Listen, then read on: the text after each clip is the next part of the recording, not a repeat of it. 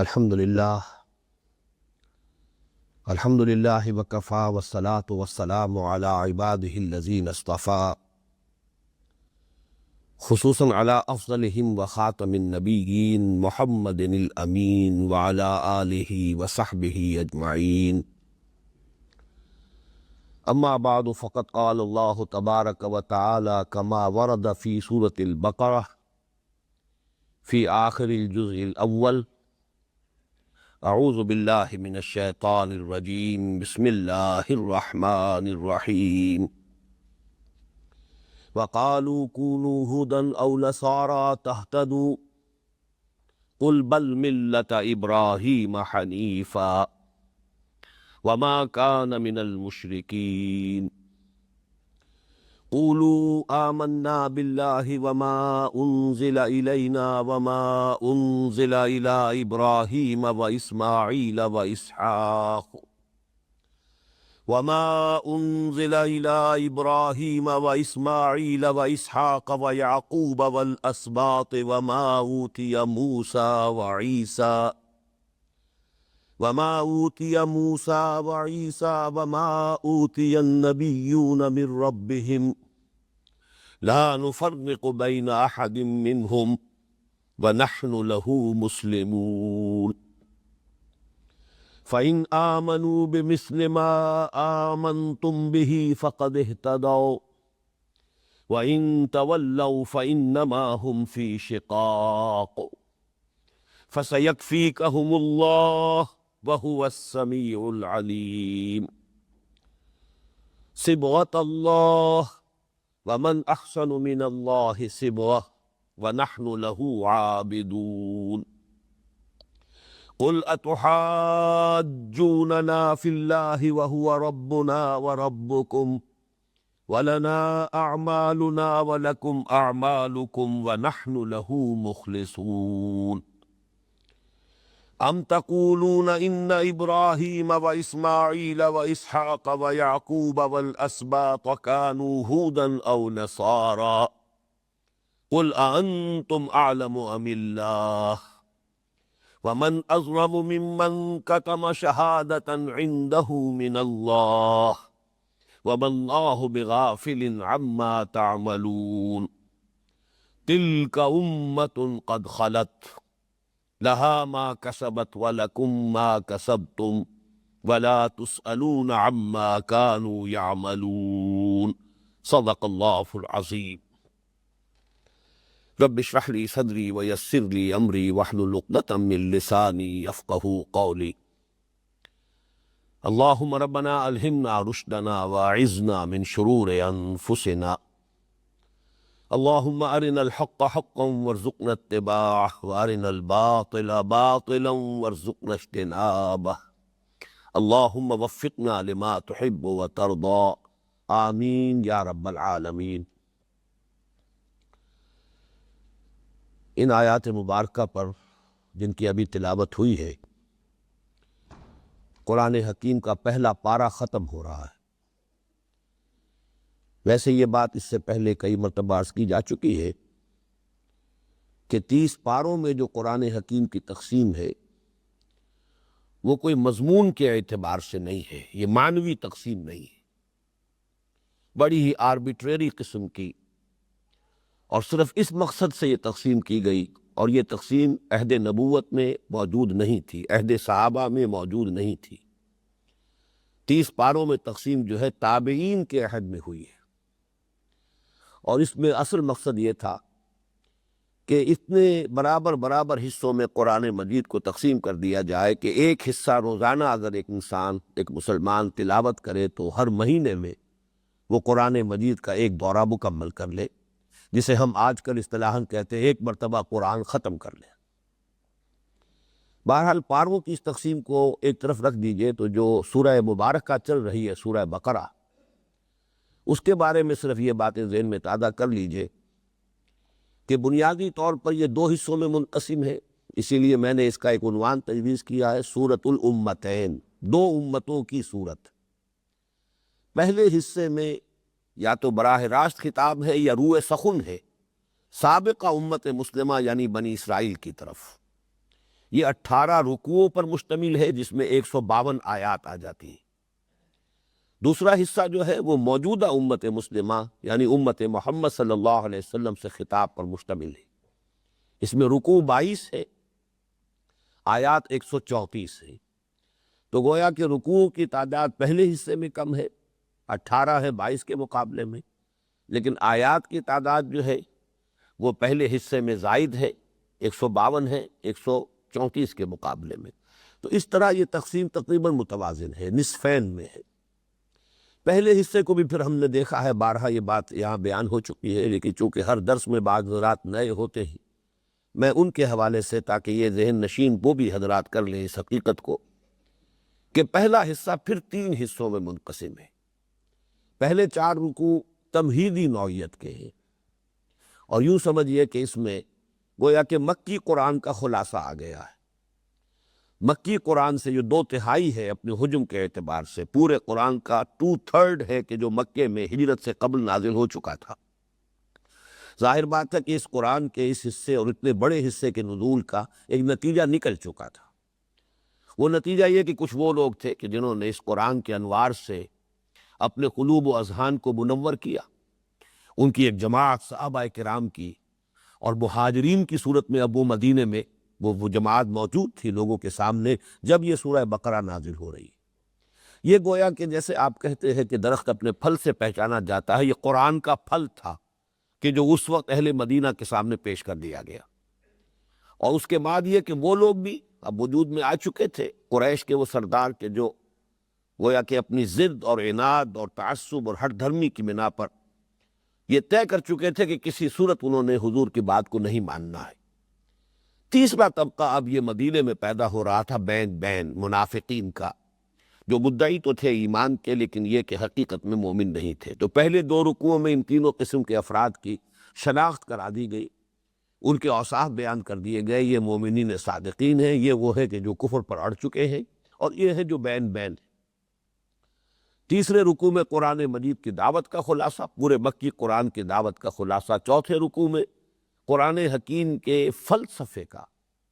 جو بنیادی اس کا فلسفہ ہے اس کا خلاصہ۔ تو میں پھر عرض کر رہا ہوں کہ یہ 4 رکوع جو ہے جو تمہیدی ہے، اس مدنی قرآن کے آغاز میں گویا کہ وہ مکی قرآن کا خلاصہ ہے۔ اس کے بعد 10 رکوع اور 2 آیتیں مزید، 5ویں رکوع سے لے کر 15ویں رکوع کی پہلی 2 آیات تک یہ خطاب تھا بنی اسرائیل سے، سابقہ امت مسلمہ سے۔ اس کے بعد 4 رکوع، اس میں 2 آیتیں کم، اس لیے کہ 15ویں رکوع کی ہم نے 2 آیتیں شامل کی ہیں اس حصے میں، تو 2 آیت کم 4 رکوع ہیں یہ، 15واں 16واں 17واں 18واں 4 رکوع۔ ان کے لیے میں نے عرض کیا تھا ان کو ہم کہیں گے تحویلی ہے یہ حصہ، کہ اب سابقہ امت مسلمہ کی معزولی کا اعلان ہو رہا ہے کہ جس مقام اور منصب پر 2000 برس تک یہ امت فائز رہی، جب انہیں تورات دی گئی تھی تقریباً 1400 قبل مسیح میں، اس وقت سے لے کر حضور کو جب قرآن عطا کیا گیا 7ویں صدی کے آغاز میں، اس لیے کہ سن 610 میں حضور پر وحی کا آغاز ہوا ہے، تو پورے 2000 برس تک اس روئے ارضی پر اللہ کی نمائندگی کا مقام حاصل رہا ہے سابقہ امت مسلمہ یعنی بنی اسرائیل کو۔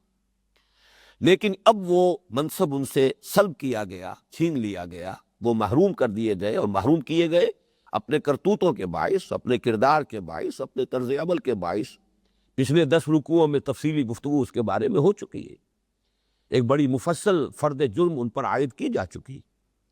لیکن اب جو ہے یہی منصب عطا ہو رہا ہے امت محمد کو صلی اللہ علیہ وسلم۔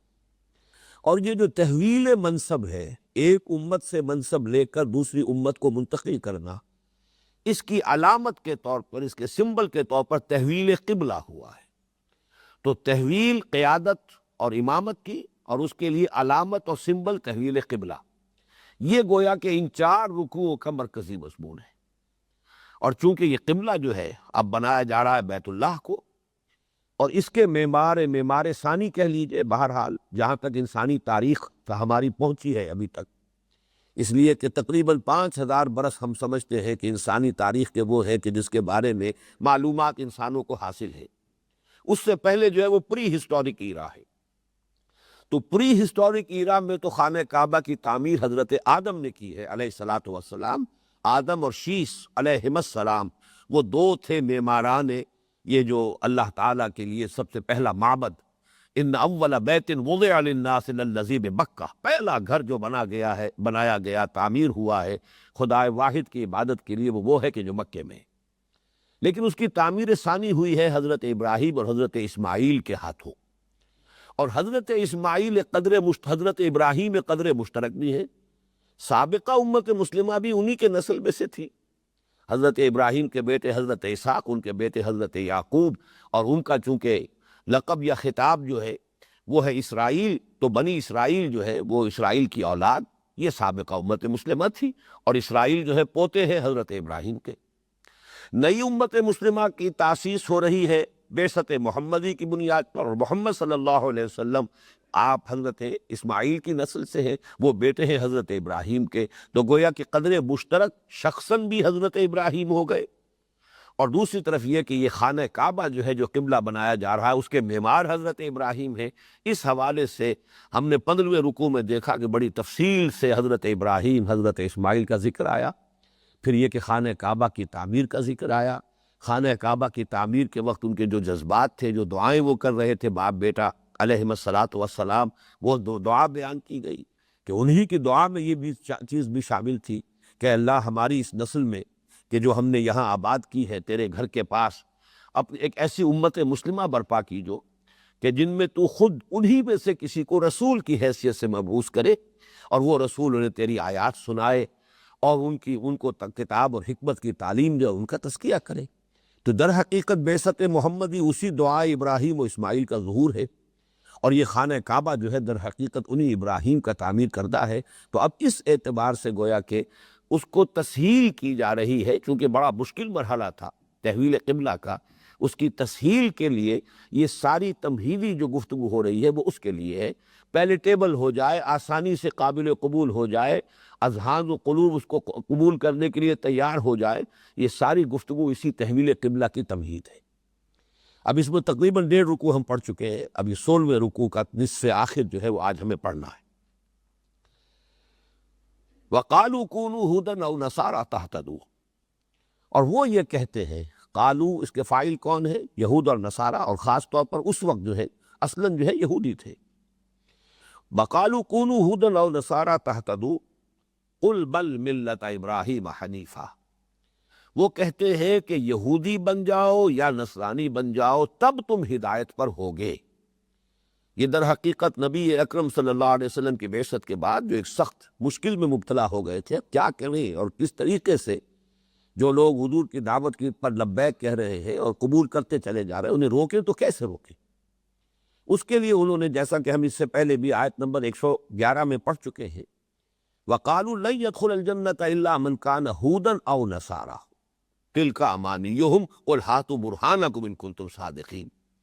وہ یہ کہتے تھے، اگرچہ آپس میں یہودی اور نصرانی جو ہے ان کے آپس میں شدید اختلافات تھے، بڑے نزاعات تھے، یوں سمجھیے کہ آپس میں بیر تھا ان کے، اس لیے کہ عیسائی جسے اپنا خدا سمجھتے ہیں یا خدا کا بیٹا سمجھتے ہیں حضرت عیسیٰ علیہ السلام کو، اس کو سولی دینے والے یہودی تھے۔ لیکن یہ کہ مسلمانوں کے مقابلے میں وہ دونوں گویا کہ ایک دوسرے کے ساتھ یکجا ہو کر متحدہ محاذ بنا کر کہہ رہے ہیں کہ ٹھیک ہے، یہودیت بھی حق ہے اور نصرانیت بھی حق ہے، کسی کو اگر حق کی پیروی کرنی ہے تو یہ دو ہی راستے ہیں، یہودی ہو جائے یا نصرانی ہو جائے۔ اسی طرح جیسا کہ وہ قول میں نے ابھی آپ کو سنایا جو آیت نمبر 111 میں نقل ہوا ہے، نہیں داخل ہو سکے گا ہرگز جنت میں مگر صرف وہی جو یا یہودی ہے یا نصرانی۔ اگرچہ ان دونوں آیات کی تعبیر مفسرین نے دونوں طور پر کی ہے کہ قالو علیحدہ علیحدہ ہے، یہودی کہتے ہیں کہ یہودی ہو جاؤ تو ہدایت پاؤ گے، اور نصرانی کہتے ہیں کہ نصرانی ہو جاؤ تو ہدایت پاؤ گے، لیکن یہاں ایک قالو میں دونوں کے قول کو جمع کر لیا گیا۔ ایک تعبیر یہ ہے کہ اس وقت بھی ان کے مابین یہ باہمی مفاہمت نہیں تھی بالفعل، بلکہ بجائے اس کے کہ یہ کہا جاتا کہ یہودی یہ کہتے ہیں کہ یہودی ہو جاؤ تب ہدایت پاؤ گے، اور نصرانی یہ کہتے ہیں کہ نصرانی ہو جاؤ تب ہدایت یافتہ ہوگے، ان دو جملوں کو ایک جملے میں سمو لیا گیا ایجاز کی خاطر، اختصار کی خاطر، کہ وہ یہ کہتے ہیں کہ یہودی ہو جاؤ یا نصرانی ہو جاؤ تب ہدایت یافتہ ہوگے۔ ایک دوسری رائے وہ ہے جو میں پہلے عرض کر چکا ہوں کہ یہ اصل میں مسلمانوں کی مخالفت کی شدت میں ان کا ایک متحدہ محاذ گویا کہ بن گیا ہے، اور جیسا کہ ہوتا ہے عام طور پر آپس میں چاہے کتنی ہی دشمنی ہو، لیکن یہ کہ اگر کوئی مشترک دشمن سامنے ہو جائے تو وہ باہمی دشمنی، بہت سے ہوتا ہے معاملہ بھائیوں میں آپس میں بہت اختلاف ہے اور بہت چپقلش ہے، لیکن یہ کہ اگر کوئی باہر سے کوئی ایک شخص جو ہے کسی طرف سے ایک مشترک دشمن سامنے آ جائے تو وہ بھائی متحد ہو جایا کرتے ہیں۔ اس قسم کا معاملہ جو ہے یہ بھی ایک رائے ہے کہ یہ در حقیقت ان کا قول تھا اسی مفاہمت باہمی پر مبنی کہ بھائی ٹھیک ہے یہ دونوں دین جو ہیں برحق ہے، یہودیت بھی اور نصرانیت بھی۔ اب کسی کو اگر ہدایت کی طلب ہے، کوئی طالب حق ہے، تو اس کے لیے دونوں راستے کھلے ہیں، تیسرا راستہ کوئی نہیں۔ قل، اے نبی کہہ دیجئے صلی اللہ علیہ وسلم، بل ملت ابراہیم حنیفہ۔ اب یہاں بل سے پہلے گویا کہ نہیں، لا، نہیں، تمہارا یہ قول غلط ہے، یہ محذوف مانا جائے گا، بلکہ ملت ابراہیمی جو یکسوئی کے ساتھ ہو اختیار کی جائے، یا ملت ابراہیم کی جو کہ یکسو تھے، حنیف تھے، یہ ہے کہ جو ہدایت کا راستہ ہے۔ اب یہاں پر ملت ابراہیم، ملتا، جو کہ یہاں پر یہ منصوب ہے تو یہ مفعول ہے، بل نتبعو، نہیں، ہم تو اتباع کریں گے ملت ابراہیم کی، یا تو وہ فعل جو ہے یہاں پر محذوف مانا جائے گا، یا بل اتبعو ملت ابراہیم حنیفہ، نہیں بلکہ اتباع کرو ابراہیم کے طریقے کی۔ ملت کے لفظ پر گفتگو اس سے پہلے ہو چکی ہے۔ حنیفہ کا لفظ یہاں پہچان لیجئے، حنفہ کہتے ہیں کسی غلط راستے کو، ٹیڑھے راستے کو چھوڑ کر سیدھے راستے پر آ جانا۔ اور فقہ اللغہ کے اعتبار سے عربی زبان میں جو الفاظ جن کے مادے قریبی ہوتے ہیں، مشابہ ہوتے ہیں، ان کے مابین معنوی بھی بڑا قرب ہوتا ہے، بہت ربط ہوتا ہے۔ اب حنفہ، اس میں صرف ایک نقطے کا اضافہ کیجئے، جنفہ، حنفہ جنفہ، جیم اور ہے، جنفہ کے معنی ہے سیدھے راستے سے بھٹک کر کوئی کج راستہ اختیار کر لینا، جیم کے ساتھ ہے تو کجی اختیار کر لینا سیدھے راستے کو چھوڑ کر، اور ہے کے ساتھ ہے حنفہ تو تمام غلط راستوں کو چھوڑ کر سیدھے راستے پر آ جانا۔ تو کس قدر قریب کے دونوں الفاظ ہیں، جیسے کہ وہ آیت مبارکہ قرآن مجید میں ہے، آگے چل کر آئے گی، بہت قریبی، زیادہ دور نہیں ہے۔ فمن خاف من موص جنفا او اثما، اگر اندیشہ یہ ہو کہ کسی وصیت کرنے والے نے کوئی ٹیڑھا راستہ اختیار کیا ہے، کوئی جانبداری برتی ہے، یا کسی گناہ کا ارتکاب کیا ہے، تو اگر اگر اصلاح کر دی جائے اس میں تو فلا اثم علیہ، تو کوئی گناہ کی بات نہیں ہے۔ یہ نہیں ہے کہ وصیت کرنے والا جو لکھ گیا بس وہ پتھر کی لکیر ہے، اس میں کوئی تبدیلی نہیں ہو سکتی۔ اگر لوگ دیکھیں کہ اس نے زیادتی کی ہے، غلطی کی ہے، تو باہمی مشاورت سے، باہمی اتفاق سے اس میں تبدیلی کی جا سکتی ہے۔ فمن خاف من موص جنفا او اثما، تو جنفن کہتے ہیں کہ میلان عن الحق، حق سے ہٹ گیا، اور حریف یہ ہے کہ ہر طرح کے جتنے بھی غلط راستے ہیں، اس لیے کہ راستہ سیدھا تو ایک ہوگا، غلط راستے بے شمار ہوں گے، تو تمام غلط راستوں سے اور تمام غلط سمتوں سے ہٹ کر سیدھے راستے پر آ جانا، یکسو ہو جانا، یک رنگ ہو جانا، یہ حنیف ہے۔ البتہ اس میں پھر تفسیری اختلاف ہے کہ یہ حنیفن جو ہے یہ حال ہے، کس کا حال ہے؟ عام رائے یہ ہے کہ ابراہیم، بل ملت ابراہیم حنیفہ، نہیں بلکہ پیروی کرو ملت ابراہیم کی، اور ابراہیم کون تھے؟ جو حنیف تھے، یکسو تھے تمام، جیسے کہ ان کا قول جو ہے سورہ انعام میں نقل کیا گیا ہے، انی وجہت وجہی للذی فطر السماوات والارض حنیفا وما انا من المشرکین، میں نے تو تمام اطراف سے رخ موڑ کر اپنا چہرہ اور اپنا رخ سیدھا کر لیا ہے اس ہستی کی طرف جس نے آسمان اور زمین پیدا فرمائے۔ وہاں سے یہ لفظ حنیف جو ہے یوں سمجھیے کہ حضرت ابراہیم علیہ السلام کی ایک ایسی صفت بن گئی ہے کہ جو لا ینفک ہے، بلکہ اس سے آگے ایک اور صفت ہے ان کی کہ جو لا ینفک ہے، جہاں ان کا ذکر ہوتا ہے اس کا تذکرہ ضرور ہوگا، وما کان من المشرکین، اور وہ مشرکین میں سے ہرگز نہیں تھے۔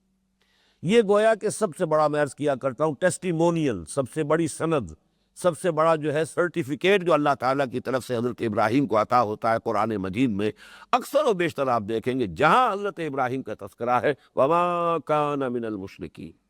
اس لیے کہ واقعتاً جیسا کہ ہم تفصیل سے 15ویں رکوع کے ضمن میں پڑھ چکے ہیں، جس ماحول میں انہوں نے آنکھ کھولی ہے، ہر نوع کا شرک انتہائی عروج پر تھا، ظلمات بعضها فوق بعض، ہر نوعیت کا شرک جو ہے وہاں موجود تھا، بت پرستی کا شرک وہاں موجود تھا، ستارہ پرستی کا شرک وہاں موجود تھا، سیاسی شرک، یعنی ایک حاکم جو تھا وہ خدائی کا دعویٰ کر کے، نمرود، اس لیے کہ حاکمیت مطلقہ کا جو دعویٰ کرے گا وہ گویا کہ خدائی کا دعویٰ کرتا ہے، بلکہ اس نے جو محاجہ کیا ہے، مناظرہ کیا حضرت ابراہیم سے، وہ خدائی کا دعوے دار تھا۔ تو گویا کہ ہر نوع کا شرک، عقیدے کا شرک، عمل کا شرک، وہ سارے ان کے ہاں موجود تھے۔ اس ماحول میں آنکھ کھولنے والا سلیم الفطرت نوجوان ابراہیم علیہ الصلاۃ والسلام ہر طرح کے شرک کو رد کر کے توحید کامل تک پہنچا ہے۔ وہ توحید کامل نظریے کی بھی، عقیدے کی بھی، عمل کی بھی، انفرادی سطح پر بھی، اجتماعی سطح پر بھی۔ وہ بادشاہ سے بھی ٹکرا گیا ہے، وہ عوام سے بھی ٹکرا گیا ہے، وہ اپنے باپ سے بھی ٹکرا گیا ہے۔ مطلب یہ کہ ہر اعتبار سے چوبکی جنگ لڑ کر اور یکسو ہو کر یہ گویا کہ سب سے بڑی سند ہے، شرک سے بالکل پاک۔ براہیمی نظر پیدا مگر مشکل سے ہوتی ہے، ہوس چھپ چھپ کے سینوں میں بنا لیتی ہے تصویریں۔ ابراہیم کے مقام تک پہنچنا آسان کام نہیں ہے۔ کہیں سینے کے اندر غیر اللہ کی محبت ہی غالب آ گئی ہے اللہ کے اوپر، اللہ کی محبت پر، آپ کو پتہ بھی نہیں چلا اور آپ مشرک ہیں۔ دولت کی محبت اللہ کی محبت سے بالا تر ہو گئی تو مشرک ہیں، چاہے آپ کسی بت کو سجدہ نہیں کرتے، چاہے آپ نے کسی بھی اس دیوی کو نہیں پوجا ہے کہ جس کے بارے میں ہندوؤں کا عقیدہ ہے کہ وہ جس پر مہربان ہو جائے پھر اس کے دولت کے ریل پیل ہو جاتی ہے۔ دیوی کو آپ نے نہیں پوجا، لیکن اس دیوی کو وہ پوجتے ہیں دولت کی محبت میں۔ دولت کی محبت آپ کے اندر اتنی ہے جتنی اس ہندو کے اندر ہے، تو در حقیقت پھر آپ بھی اتنے ہی بڑے مشرک ہیں، چاہے آپ نے اس دیوی کی کو مورتی جو ہے اس کو کبھی سجدہ نہیں کیا ہے۔ تو اس حوالے سے یہ کہ اس شرک سے پورے طور پر بچ جانا کوئی آسان کام نہیں۔ دوسری رائے یہ ہے کہ یہ جو حنیف کا لفظ ہے یہ ملت کے لیے آیا ہے، کہ یکسو ہو کر جو ابراہیم کی ملت ہے اس کو اختیار کیا جائے۔ بہرحال یہ اکثر کا جو اجماع ہے وہ اسی پر ہے کہ حضرت ابراہیم علیہ السلام ہی کے لیے صفت کے طور پر یا یوں سمجھیے حال کے طور پر، یہ حال کہلائے گا، ٹیکنیکل جو ٹرم ہے عربی گرامر کی، بل ملت ابراہیم حنیفہ وما کان من المشرکین۔ اب اس کے مقابلے میں جوابی دعوت، ان کی دعوت تو یہ ہے مسلمانوں، لیکن دعوت کا مقابلہ ہمیشہ دعوت کر سکتی ہے۔ اگر آپ کی طرف سے کوئی آفینسو نہیں ہے دعوت کی تو آپ کبھی بھی مقابلہ نہیں کر سکیں گے، رزسٹ نہیں کر سکیں گے۔ دعوت کے مقابلے میں دعوت آنی چاہیے۔ وہ شرک کی دعوت دے رہے ہیں، اے مسلمانوں تم توحید کی دعوت دو۔ وہ یہودیت اور نصاریت کی دعوت دے رہے ہیں، تم ابراہیم کی ملت کی دعوت دو۔ اب یہ نوٹ کیجئے گا کہ ابراہیم کی ملت کہی جا رہی ہے، ملت محمد نہیں کہی جا رہی۔ یہ ہے حکمت دعوت، اس لیے کہ محمد صلی اللہ علیہ وسلم کی بات کی جائے گی تو ان سے تو اس وقت چونکہ وہ موجود ہے، سامنے ہے، ان سے کسی کو کسی اعتبار سے کوئی الرجی ہے، کسی کو کسی اعتبار سے کوئی بودھ ہے، لیکن چونکہ ابراہیم جو ہے قدر مشترک ہے، جیسا کہ میں نے عرض کیا تھا کہ کوئی میننگ فل اور نتیجہ خیز دعوت و تبلیغ وہی ہوتی ہے کہ جس کو بیس کیا جائے کسی قدر مشترک پر۔ جو چیز میرے اور آپ کے مابین متفق علیہ ہے وہاں سے بات شروع کیجئے تو بات نتیجہ خیز ہوگی، ڈائلاگ جو ہے میننگ فل ہوگی، نتیجہ خیز ہو جائے گی۔ لیکن آپ نے کوئی قدر مشترک تلاش ہی نہیں کی، یا فرض کیجیے ہے ہی نہیں، تو آپ بات کس بنیاد پر کریں گے؟ کہاں سے گفتگو کا آغاز ہوگا؟ جس کی میں نے مثال دی تھی، جو زپ جو ہوتا ہے وہ آپ نیچے سے اس کا وہ ہے جو ہینڈل ہے اس کو کھینچتے ہوئے اوپر لائیے گا تو اوپر تک وہ جو زپ جو ہے اس کے تمام دندانے آپس میں فٹ بیٹھ جائیں گے۔ ویسے جوڑنے کی کوشش کریں گے اوپر سے کبھی نہیں جڑے گا۔ وہ تو وہاں سے چلیے جہاں پر کہ مشترک ہے، جہاں جڑا ہوا ہے وہ پہلے سے، وہاں سے کھینچتے چلے جائیے، وہ جڑ جائے گا۔ تو اسی طریقے سے اس رکوع میں خاص طور پر آپ دیکھیں گے کہ اس قدر مشترک پر بات کرنے کے لیے بڑی اس میں بہت سی مثالیں آ رہی ہیں اس ایک رکوع کے اندر، کہ جب بھی گفتگو کرنی ہو کوئی قدر مشترک تلاش کرو، پھر اس سے بات کو آگے بڑھاؤ کہ جب یہ بات میرے اور آپ کے مابین متفق علیہ ہے تو بھائی اس سے یہ لازم آتا ہے، اس کا یہ منطقی نتیجہ ہے، اس کا یہ جو ہے لازمی جو ہے ہمیں کرولری کے طور پر، اب جب ایک بات آپ نے مانی ہے اصول کے طور پر تو اس کی جو کرولریز ہے وہ بھی آپ کو ماننی چاہیے۔ اور اگر کسی شخص کے اندر کوئی ہٹ دھرمی نہیں ہے، تعصب نہیں ہے، ضد نہیں ہے، تو رفتہ رفتہ وہ اس کو مانتا ہوا آئے گا آگے۔ تو یہاں آپ دیکھیں گے قولو، تم یہ کہو، آمنا باللہ وما انزل الینا وما انزل الی ابراہیم و اسماعیل و اسحاق و یعقوب والاسباط وما اوتی موسیٰ و عیسیٰ وما اوتی النبیون من ربہم لا نفرق بین احد منہم ونحن لہ مسلمون۔ اے مسلمانوں تم جواباً حملہ کرو، تم یہ کہو، تمہارا جوابی حملہ اس قول پر مبنی ہونا چاہیے کہ نہیں دیکھو ہم ایمان لائے اللہ پر، اللہ ہمارے اور تمہارے درمیان مشترک، یہ آگے چل کر آئے گا۔ قل اتحاجوننا فی اللہ وہو ربنا وربکم، کیا ہم سے اللہ کے بارے میں جھگڑا کر رہے ہو؟ اللہ تو ہمارے اور تمہارے مابین مشترک ہے، ہمارا بھی رب ہے تمہارا بھی رب ہے، تم بھی اسی کو مانتے ہو ہم بھی مانتے ہیں۔ تو یہاں پر بھی بات شروع کی گئی اس سے، آمنا باللہ ہے، وما انزل الینا، ہم اس پر بھی ایمان لائے ہیں جو ہماری جانب نازل کیا گیا، وما انزل الی ابراہیم و اسماعیل و اسحاق و یعقوب۔ اب یہاں نام گنیے تو ان میں صرف اسماعیل کا نام تو ایسا ہے کہ جو ان کے لیے کچھ ناقابل قبول ہوگا، اس لیے کہ انہوں نے وہ سارے مقامات جو اللہ نے حضرت اسماعیل کو عطا کیے تھے سب حضرت اسحاق کے نام لکھ دیے ہیں، ذبیح اللہ بھی انہیں بنا دیا، تورات میں تحریفات کی، خانہ کعبہ کا معاملہ جو ہے اس کو بالکل گم کرنے کے لیے کہ تاریخ میں تذکرہ ہی نہ رہے، وہ بکہ جو ہے وہ وادی بکا فلسطین کی ایک وادی کا نام رکھ دیا گیا، یہ ساری تحریفیں انہوں نے کی ہیں۔ حضرت اسماعیل کو وہ مانتے ہیں، ان کی شخصیت کا انکار نہیں کر سکتے، لیکن ان کے بارے میں صرف یہ کہ وہ گھٹیا نسل سے تھے، اس لیے کہ ان کی والدہ ہاجرہ جو ہے وہ تو کنیز تھی، جبکہ اصل خاندانی جو اہلیہ تھیں، بیوی تھیں، زوجہ تھیں حضرت ابراہیم کی، وہ حضرت سارہ تھی۔ تو حضرت سارہ جو ہے وہ بہرحال وہ والدہ ہے حضرت اسحاق کی، تو اصل بیٹے تو اسحاق ہوئے، ان کے بیٹے حضرت یعقوب ہیں۔ لیکن یہاں اب آپ دیکھیے کہ جب کوئی بات کسی ایک تسلسل میں کہی جاتی ہے تو وہ بات آسانی کے ساتھ قابل قبول ہو سکتی ہے۔ اگر آپ ایک خاص شے کو پن پوائنٹ کر کے اسی پر ضرب لگاتے چلے جائیں گے تو اس سے نتیجہ نہیں نکلے گا، لیکن یہ کہ اس کو ایک مجموعی انداز میں ایک کلیکٹیو پیکج کی شکل میں لے کر آئیں گے تو وہ ایک شے جو ہے آسانی کے ساتھ قابل قبول ہو سکتی۔ ظاہر بات ہے جو شخص ہٹ دھرمی پر اترا ہوا وہ تو کسی صورت نہیں مانے گا، لیکن آپ کی کوشش یہ ہوگی کہ جس میں کسی درجے میں بھی قبولیت حق کی استعداد ہے، مادہ ہے، طالب حق ہے، کسی درجے میں بھی اسے آپ لوز نہ کریں، بلکہ یہ کہ آپ کا طریق تبلیغ وہ ہو کہ بہرحال وہ اپنے دل میں یہ کہنے پر مجبور ہو جائے کہ بھائی جو بات یہ کہہ رہے ہیں معقول ہے، جو انہوں نے دلیل دی ہے واقعی عقل میں آتی، سمجھ میں آتی ہے، یہ بات جو ہے یہ زدم زدہ کے انداز میں نہیں کر رہے ہیں، بحثہ بحثی کے انداز میں نہیں کر رہے ہیں، صرف مجھے چپ کرا دینا ان کے سامنے نہیں ہے، بلکہ جو یہ بات کہہ رہے ہیں جو حق ہے اسے یہ تسلیم بھی کرتے ہیں۔ یہ جو انداز ہے اگر ہو داعی کا تبھی دعوت نتیجہ خیز ہوگی، ورنہ نہیں، ورنہ پھر مناظرہ ہو جائے گا۔ مناظرہ ایک بالکل مختلف شے ہے۔ مناظرے میں پیش نظر ہوتا ہے مخاطب کو چپ کرا دینا، چاہے وہ قائل ہو یا نہ ہو، قبول کرے نہ کرے، چپ ہو جائے، زبان بند کرا دینا اس کا۔ لیکن یہ کہ دعوت جو ہے وہ بالکل ایک مختلف شے ہے مناظرے کے مقابلے میں۔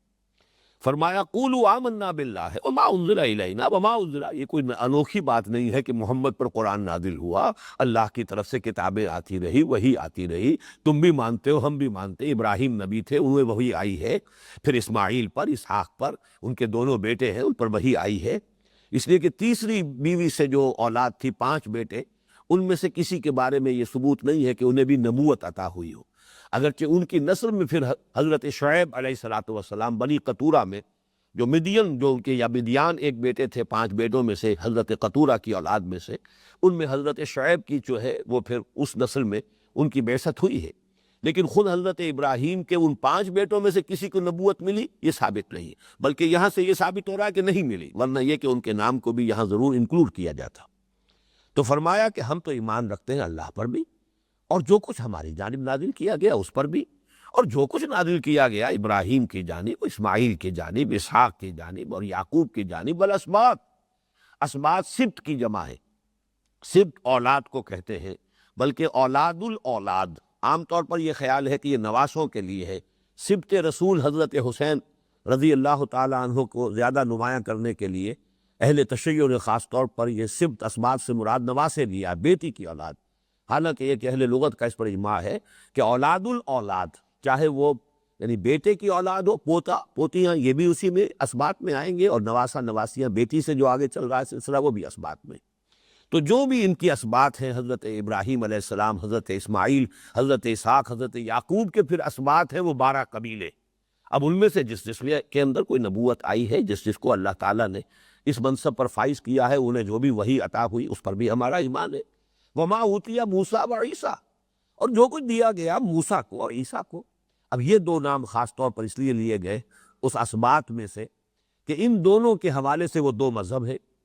اس لیے کہ حضرت موسیٰ علیہ السلام کی طرف منسوب ہے یہودیت، حضرت عیسیٰ کی طرف منسوب ہے یہ نصرانیت، ان دونوں کو بھی اس میں لے آیا گیا، ورنہ یہ کہ اور بہت سے انبیاء ہوئے ہیں حضرت یعقوب کی نسل میں، وہ تو حضرت موسیٰ سے لے کر حضرت عیسیٰ تک نبوت کا تار ٹوٹا ہی نہیں، مسلسل، کلما ہلک نبی خلفہ نبی،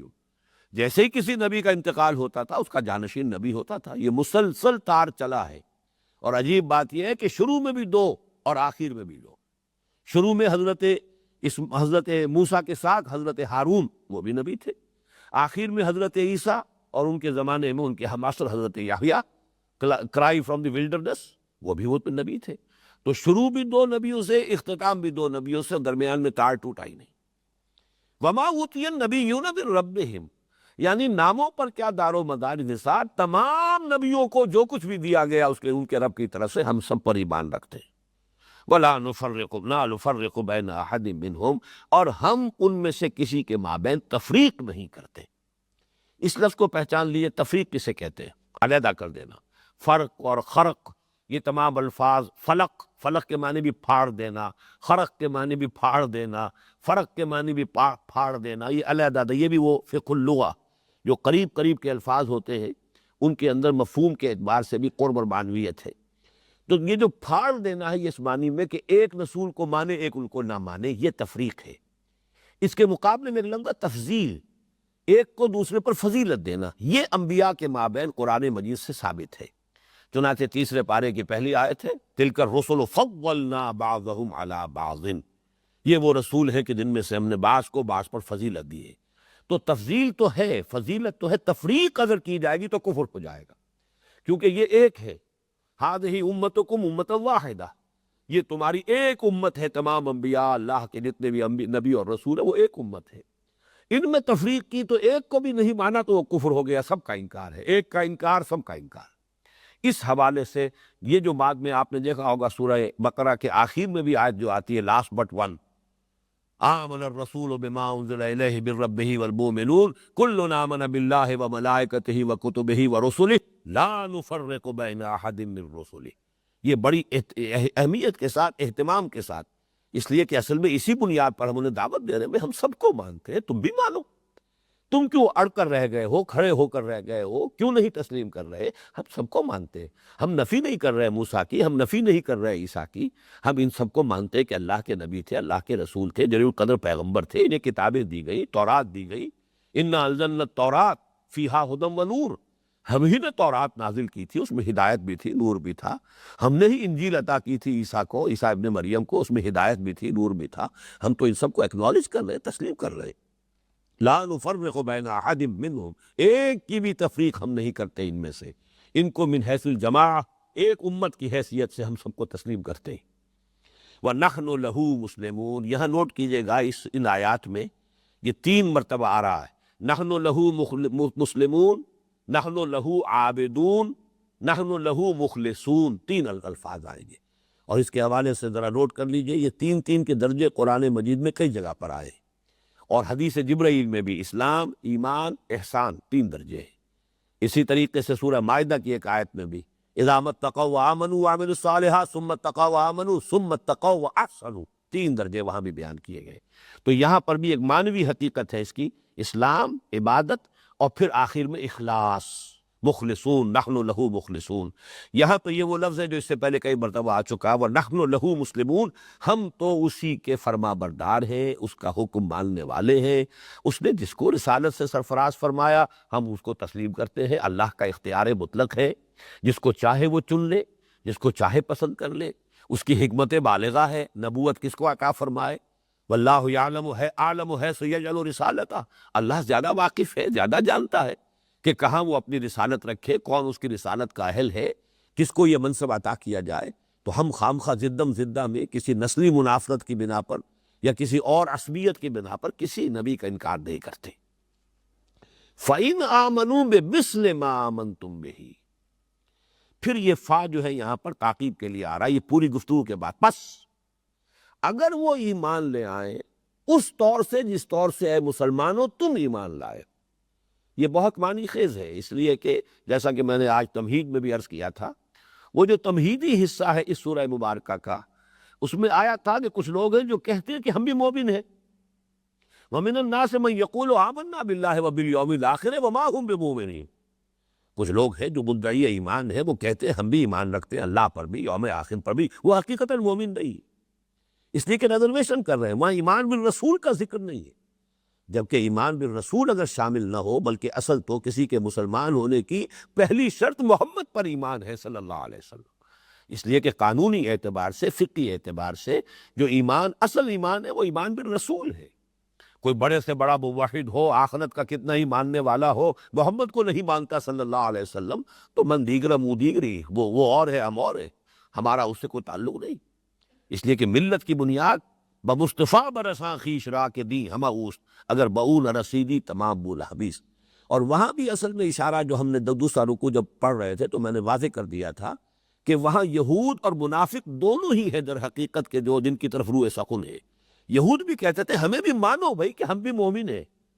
جب ہم اللہ کو مانتے ہیں، یوم آخر کو مانتے ہیں، سارے نبیوں کو مانتے ہیں، تمہارے کہنے کے مطابق بھی ہم نے صرف 2 نبیوں کا انکار کیا نا، عیسیٰ کا اور محمد کا صلی اللہ علیہ وسلم۔ اگر اب مان لے، تم کہہ رہے ہو کہ یہ نبی ہے محمد، اور اگر اب مان لے کہ عیسیٰ اللہ کے نبی تھے، تب بھی زیادہ سے زیادہ ہزاروں نبیوں میں سے ہم نے صرف 2 کا انکار کیا نا۔ توحید کو ہم مان رہے ہیں، آخرت کو ہم مان رہے ہیں، اتنے نبیوں کو ہم مانتے، تو ہمیں بھی مومن تسلیم کرو کہ ہم بھی مومن کرو، چاہے ہم محمد کو مانے یا نہ مانے صلی اللہ علیہ وسلم۔ یہی معاملہ منافقین کا تھا کہ انہیں اصل میں جو پس و پیش ہوتی تھی وہ اطاعت رسول میں تھی۔ اسی لیے آپ نے دیکھا، وہ ہم نے سورہ محمد صلی اللہ علیہ وسلم میں پڑھا کہ وہ کہتے تھے کہ اگر یہ حکم ہے واقعتاً یہ جنگ جو ہے، جنگ کرنا اور قتال کا، تو کیوں نہیں کوئی صورت قرآن میں نازل ہو جاتی؟ یہ محمد صلی اللہ علیہ وسلم خود ہی اپنی طرف سے جو ہے اس مرحلے کا آغاز کر بیٹھے ہیں، تو کیوں نہیں قرآن مجید میں کوئی صورت محکمہ نازل ہوتی؟ تو سورہ قتال پھر نازل ہو گئی۔ اس لیے کہ بہرحال ان کی اگر کوئی یہی حجت بازی تھی تو آخر برے کو گھر تک پہنچانا بھی ضروری ہے کہ ان کی وہ دلیل حد درجے میں ختم کر دی جائے۔ تو منافقین اور یہود وہ دونوں وہاں پر بھی گروپ تھے، اور یہاں پر اب اس بات کو واضح کیا گیا فَإِنْ آمَنُوا بِمِثْلِ مَا آمَنْتُمْ بِهِ فَقَدِ اهْتَدَوْا۔ اے مسلمانوں، اور یہاں پہ روح سخن کن کی طرف ہے؟ ظاہر بات ہے کہ مدینے کے رہنے والوں میں، اوس اور خزرج کے لوگوں میں سے بہت سے لوگ ایسے تھے جن کے بڑے دیرینہ روابط تھے، مجلسی روابط، سوشل ان کے کانٹیکس تھے، معاملات تھے، ریلیشنز تھے، یہود کے ساتھ دوستیاں تھیں، حلیف بھی تھے ایک دوسرے کے۔ اوس کے حلیف جو ہے وہ اوس کے حلیف بنو قریظہ تھے، اور باقی خزرج کے حلیف جو ہے وہ دوسرے قبائل تھے، تو ان کے درمیان جو ہے آپس میں حلیفی تعلق بھی تھا، دوستی بھی تھی۔ تو پھر ایسے مسلمان بھی تھے جو کہتے بھائی ٹھیک ہے، وہ صرف حضور کو نہیں مان رہے نا، کیا ہے اس میں، چلو مانو، کوئی بہت بڑا فرق تو نہیں، اصل سے تو توحید ہے، توحید کے اندر ہم اور وہ مشترک ہیں، وہ بھی شرک نہیں کرتے، اسی طریقے سے آخرت ہے، مانتے ہیں وہ بھی، اسی طریقے سے بے شمار نبیوں کو ماننے والے ہیں۔ اب اصل میں اس آیت میں روح سخن ان کی طرف ہے کہ جیسے ہمارے ہاں بھی آج کل رواداری ہونی چاہیے، صاحب یہ کیا ہے، بالکل آدمی جو ہے بہت ہی سخت ہو جائے، کوئی لچک ہی نہ ہو، رواداری ہے۔ یہ رواداری دین میں نہیں ہے، اس معنی میں کہ جو حق ہے وہ حق ہے، جو باطل ہے وہ باطل ہے۔ اقبال نے بہت خوبصورت شعر کہا ہے کہ شرکت میں آنا ہے حق و باطل نہ کر قبول، باطل دوئی پسند ہے حق لا شریک ہے۔ باطل تو چاہتا ہے کسی درجے میں اسے اکنالج کر لیا جائے، اور وہ حق کے کسی جز کو لے کر اسی پر اپنی بساط بچھاتا ہے، اس لیے کہ باطل محض کا وجود ہی کوئی نہیں۔ جیسے وہ بیل ہوتی ہے، آکاش بیل، آکاش بیل خود اوپر نہیں اٹھ سکتی، وہ تو کسی درخت پر چڑھے گی، اس میں اوپر چڑھنے کی صلاحیت ہے ہی نہیں، درخت ہوگا تو چڑھے گی۔ تو باطل کی حیثیت یہ ہے کہ خود کھڑا رہ ہی نہیں سکتا، حق کے کسی جز کو قبول کرتا ہے، اس کے بل پر کھڑا ہوتا۔ تو باطل دو ہی پسند ہے، باطل تو چاہے گا کہ حق کے کسی حصے کو وہ قبول کرے، اس لیے کہ اس کے بغیر اس کا وجود ہی کوئی نہیں، لیکن حق لا شریک ہے، حق کسی باطل کے ساتھ کوئی مصالحت، کوئی کمپرومائز، کوئی گیو اینڈ ٹیک کر کے معاملہ کرنے کے لیے تیار نہیں۔ باطل دو ہی پسند ہے، بہت میں سمجھتا ہوں بڑا حکیمانہ شعر ہے، باطل کی فطرت میں ہے کہ وہ تو چاہے گا کہ کسی نہ کسی درجے میں کوئی مصالحت ہو جائے، کوئی آمیزش ہو جائے، حق کا کوئی جز میں اختیار کر لوں تاکہ میرے اندر مقاومت پیدا ہو، ریڑھ کی ہڈی مجھے ملے جس کے بل پر میں سارا تانا بانا جو ہے اپنے باطل نظریات کا جو ہے اس کے گرد بن سکوں۔ باطل دوئی پسند ہے حق لا شریک ہے، شرکت میں آنا ہے حق و باطل نہ کر قبول۔ وہی بات یہ ہے کہ فَإِنْ آمَنُوا بِمِثْلِ مَا آمَنْتُمْ بِهِ فَقَدِ اهْتَدَوْا۔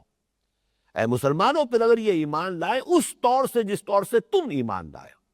کوئی ریزرویشنز نہ ہو، کسی نبی کا انکار نہ ہو، کسی معاملے کے اندر بھی کوئی انہوں نے کوئی وہ کمپرومائز نہ کیا ہو باطل کے ساتھ، اگر وہ اس طور سے ایمان لائے فقد اہتدوا، تب وہ ہدایت پر ہوں گے۔ اب یہ جواب ہوا اس کا وَقَالُوا كُونُوا هُودًا أَوْ نَصَارَىٰ تَهْتَدُوا، انہوں نے یہ کہا تھا کہ یا تو یہودی بن جاؤ یا نصرانی بن جاؤ، تب تم ہدایت یافتہ ہوگے۔ یہاں اب جواب مکمل ہوا، فَإِنْ آمَنُوا بِمِثْلِ مَا آمَنْتُمْ بِهِ فَقَدِ اهْتَدَوْا وَإِنْ تَوَلَّوْا، اور اگر وہ پیٹھ موڑ لیں، روگردانی کریں، فَإِنَّمَا هُمْ فِي شِقَاقٍ، یہ لفظ ذرا اچھی طرح سمجھ لیجئے، شقاق کہتے ہیں زدم زدہ، بغض، جس کو بعض اوقات ہم اپنی زبان میں کہتے ہیں للہ بغض، کسی سے کوئی ایسی نفرت ہو جاتی ہے، للہ بغض ہو جاتا ہے کہ اس کی ہر بات کی نفی کرنی ہی کرنی، اس کی بات کو کہ کتنی ہی حق ہو، کتنا ہی دل اسے قبول کر رہا ہو، دماغ بھی تسلیم کر رہا ہو، نہیں ماننا، یہ شقاق ہوتا۔ فَإِنَّمَا هُمْ فِي شِقَاقٍ، اور اگر یہ اس طور سے ایمان لانے کے لیے تیار نہیں ہے تو اے مسلمانوں، چاہے یہ کتنے ہی اپنی جو ہے خلوص اور اخلاص کا تمہیں یقین دلائیں، کتنی ہی قسمیں کھائیں، لیکن جان لو فَإِنَّمَا هُمْ فِي شِقَاقٍ، یہ زدم زدہ میں، بغض میں، عناد میں، للہ عداوت جو ہے ان کے اندر پیدا ہو چکی ہے، اور یہ ماننے والے نہیں۔ یہاں سارا روئے سخن پھر نوٹ کیجئے گا ان مسلمانوں کی طرف ہے جو ان کی وہ جو لیپا پوتی تھی یا چاپلوسانہ گفتگو ہوتی تھی رواداری کے انداز میں، جیسے آج کل واعظ کہے جاتے ہیں، اور یہ چیزیں وہ ہے کہ جو بہرحال کچھ نہ کچھ لوگوں کو اپیل کر جاتی کہ ہاں بھائی ٹھیک ہے، آخر یہ لوگ بھی ہیں، ان کو اکوموڈیٹ کرنا چاہیے، آدمی کو کسی نہ کسی درجے میں جو ہے وہ ایکنالج کرنا چاہیے ان کو بھی، لیکن یہاں یہ کہ جب تک ملت کا علیحدہ تشخص پورے طور سے برقرار نہ ہو، قائم نہ ہو، اس کو پوری طرح گارڈ نہ کیا جائے، جیسے ہندوستان میں ایک بہت اہم مرحلے پر جبکہ یہ امت کا اور ملت کا تشخص ختم ہو رہا تھا دین الہی یا دین اکبری کے ذریعے سے، تو حضرت مجدد الفسانی کھڑے ہوئے ہیں رحمت اللہ علیہ، اور جس طریقے سے انہوں نے تشخص، اور اس میں خاص طور پر ان کے مکتوبات کو دیکھیے گا تو اتباع شریعت اور اطاعت محمد صلی اللہ علیہ وسلم سب سے زیادہ زور ان کے ہاں جو ہے اسی بات پر ہے، لہٰذا اس لیے کہ اسی کے بل پر تو در حقیقت ملت کا تشخص قائم ہے، اس کا علیحدہ جو اپنی ایک آئیڈینٹی ہے، اس کی بنیاد جو ہے وہ در حقیقت سنت رسول ہے، اتباع رسول ہے۔ بمصطفیٰ برساں خویش را کے دی ہموس، اگر بہو نہ رسولی تمام بولا پیس۔ تو وہی بات یہاں کہی جا رہی ہے، اگر یہ اس سے روگردانی کرے فَإِنَّمَا هُمْ فِي شِقَاقٍ، تو جان لو کہ پھر وہ زدم زدہ میں ہے، دشمنی میں ہے، بغض اور عناد ان کے دلوں کے اندر ڈیرے ڈالے ہوئے ہے۔ فَسَيَكْفِيكَهُمُ اللَّهُ، اب ذرا نوٹ کیجئے، یہاں جمع کے صیغے کی بجائے فوراً واحد کے صیغے میں اب بات ہو گئی، یہ خطاب اب حضور سے،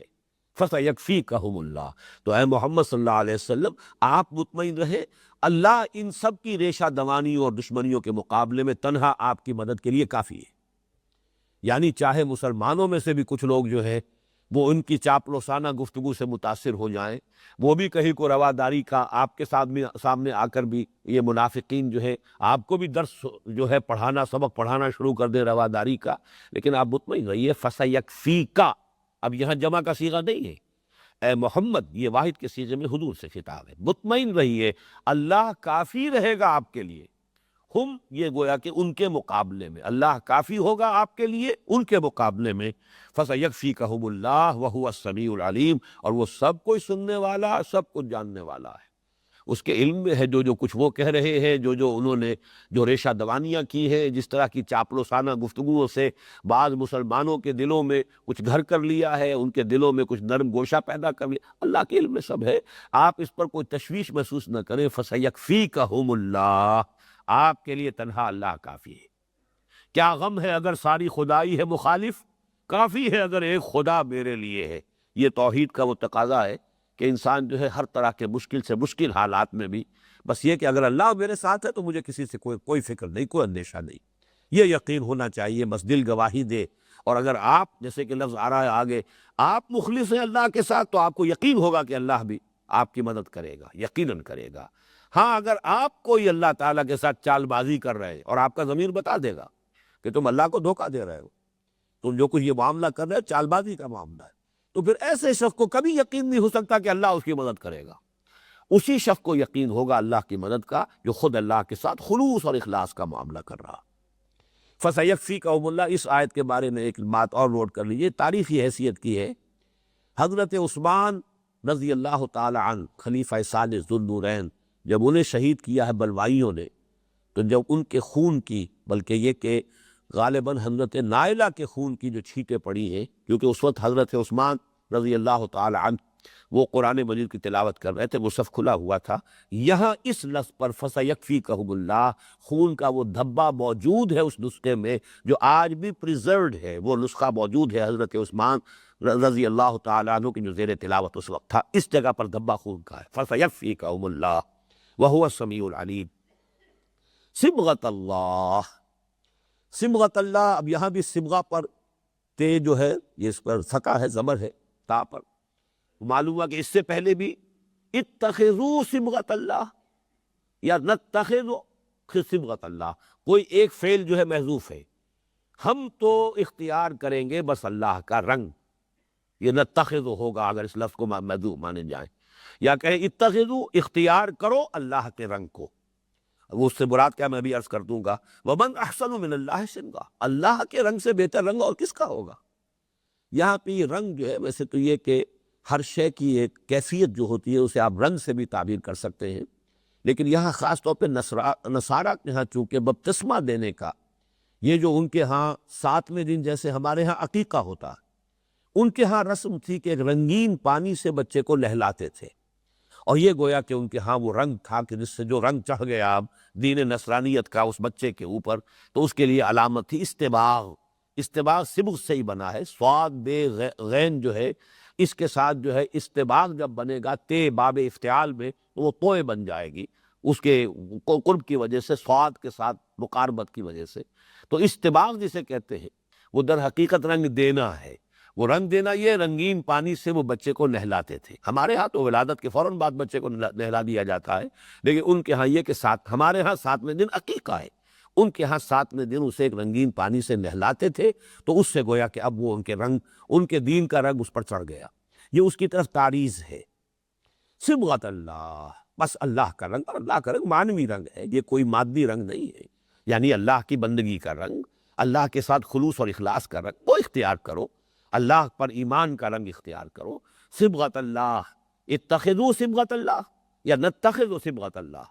ومن احسن من اللہ صبغہ، اللہ سے بہتر رنگ اور کس کا ہوگا، وَنَحْنُ لَهُ عَابِدُونَ، اور ہم تو بس اسی کی بندگی کرنے والے ہیں۔ اب یہاں دیکھیے گہرائی پیدا ہوئی ہے اسلام کے مقابلے میں عبادت میں، اس لیے کہ اسلام کے معنی کیا ہے؟ اطاعت، اور عبادت جب اطاعت شدید محبت کے جذبے سے کی جا رہی، ہمہ تن اطاعت، ہمہ وقت اطاعت، ہمہ وجوہ اطاعت، اور محبت خداوندی کے شدید جذبے کے تحت اطاعت۔ ایک ہوتی مجبوری کو، مارے باندھے کو اطاعت، لہو اسلم من فی السماوات والارض طوعا وکرہا،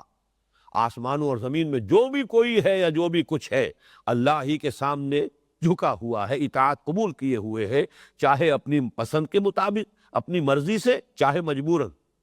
تو طوعا اور کرہا۔ لیکن یہ کہ اسلام جو ہے مجبوری کے ساتھ بھی ہو سکتا ہے، اور بلکہ اسلام کے لفظ کی جو اصل حقیقت ہے وہ یوں سمجھیے کہ اگر کسی سے مقابلہ ہو رہا تھا آپ کا، اور آپ جو ہے اس سے کشاکش میں مبتلا تھے، لیکن یہ کہ عین درمیان میں آپ ایک وقت فیصلہ کرتے، سرنڈر کر دیتے، بھائی وہاں جنگ ختم، سفر انداز تب اگر جنگس، اپنی آپ نے جو ذرا اپنی وہ جو سپر ہے وہ ڈال دی، گویا کہ آپ نے سرنڈر کر دیا۔ تو گردن نہادن، سرنڈر کر دینا، اپنے آپ کو سپرد کر دینا، سپردن، یہ در حقیقت اسلام ہے۔ لیکن اسی میں جب رنگ پختہ ہو جائے گا، گہرا ہو جائے گا، اپنی دلی آمادگی کے ساتھ، بلکہ صرف آمادگی نہیں، اللہ تعالیٰ کی شدید محبت کے جذبے سے اگر اللہ کی ہمہ وقت، ہمہ تن، ہمہ وجوہ اطاعت ہے تو وہ عبادت ہے۔ اس پر جو میری کتاب ہے مطالبات دین، اس میں چونکہ ایک چیپٹر یہی ہے، عبادت پر ہے، پہلا تقاضا یہ ہے، یا ایھا الناس اعبدوا ربکم الذی خلقکم والذین من قبلکم لعلکم تتقون، اور قرآن تو یہ کہتا ہے ہم نے انسانوں اور جنوں کو پیدا ہی کیا عبادت کے لیے، وما خلقت الجن والانس الا لیعبدون۔ تو دین کی اصل حقیقت اگر آپ سمجھنا چاہیں گے، اور مطالبات دین میں سے پہلا مطالبہ یہ ہے اللہ کی بندگی، زندگی آمد برائے بندگی، زندگی بے بندگی شرمندگی، تو اس زندگی، اس عبادت کی اصل حقیقت کیا ہے؟ اور وہ ابن تیمیہ رحمہ اللہ اور حافظ ابن قیم رحمہ اللہ، ان دونوں نے جو اس کی ڈیفینیشن دی ہے وہ یہ ہے کہ غایت درجے میں اللہ کے سامنے اپنے آپ کو بچھا دینا، غایت الذل ما غایت الخضوع و غایت الحب، انتہا درجے کا اللہ کے سامنے جھکاؤ اور بچھ جانا، اور انتہا درجے کی اس سے محبت، دو چیزیں جمع ہوں گی تو عبادت پیدا ہوگی۔ اور وہ پھر رنگ جو ہے اللہ کا رنگ ہوگا. صبغۃ اللہ ومن احسن من اللہ صبغۃ ونحن له عابدون. قل اتحاجوننا فی اللہ وہو ربنا وربکم. یہ بات پہلے آ چکی ہے، اب صرف یہ کہ اپنے ذہن میں ٹانک لیجئے وہ قدر مشترک. بھئی جھگڑا کس بات پر ہے؟ ہم اللہ کو ماننے والے ہیں، کیا تم نہیں اللہ کو مانتے؟ ہمارے اور تمہارے مابین اللہ مشترک ہے، کس بات میں جھگڑا کر رہے ہو؟ قل اتحاجوننا، یہ بظاہر تو استفہام ہے، کیا ہم سے جھگڑا کر رہے ہو؟ یہ محاجہ یا محاججہ، دو جین جمع ہو گئے تو محاجہ بن گیا، باب مفعلہ ہے. حجت بازی کرنا، دلیل بازی کرنا، یہ محاججہ ہے باب مفعلہ میں. قل اتحاجوننا فی اللہ وہو ربنا وربکم. کہیے تو سوال در حقیقت توبیخ اور زجر کے لیے، یعنی ان کی ملامت انہیں کرنے کے لیے یہ بات کہ ہم سے جھگڑ رہے ہو اللہ کے بارے.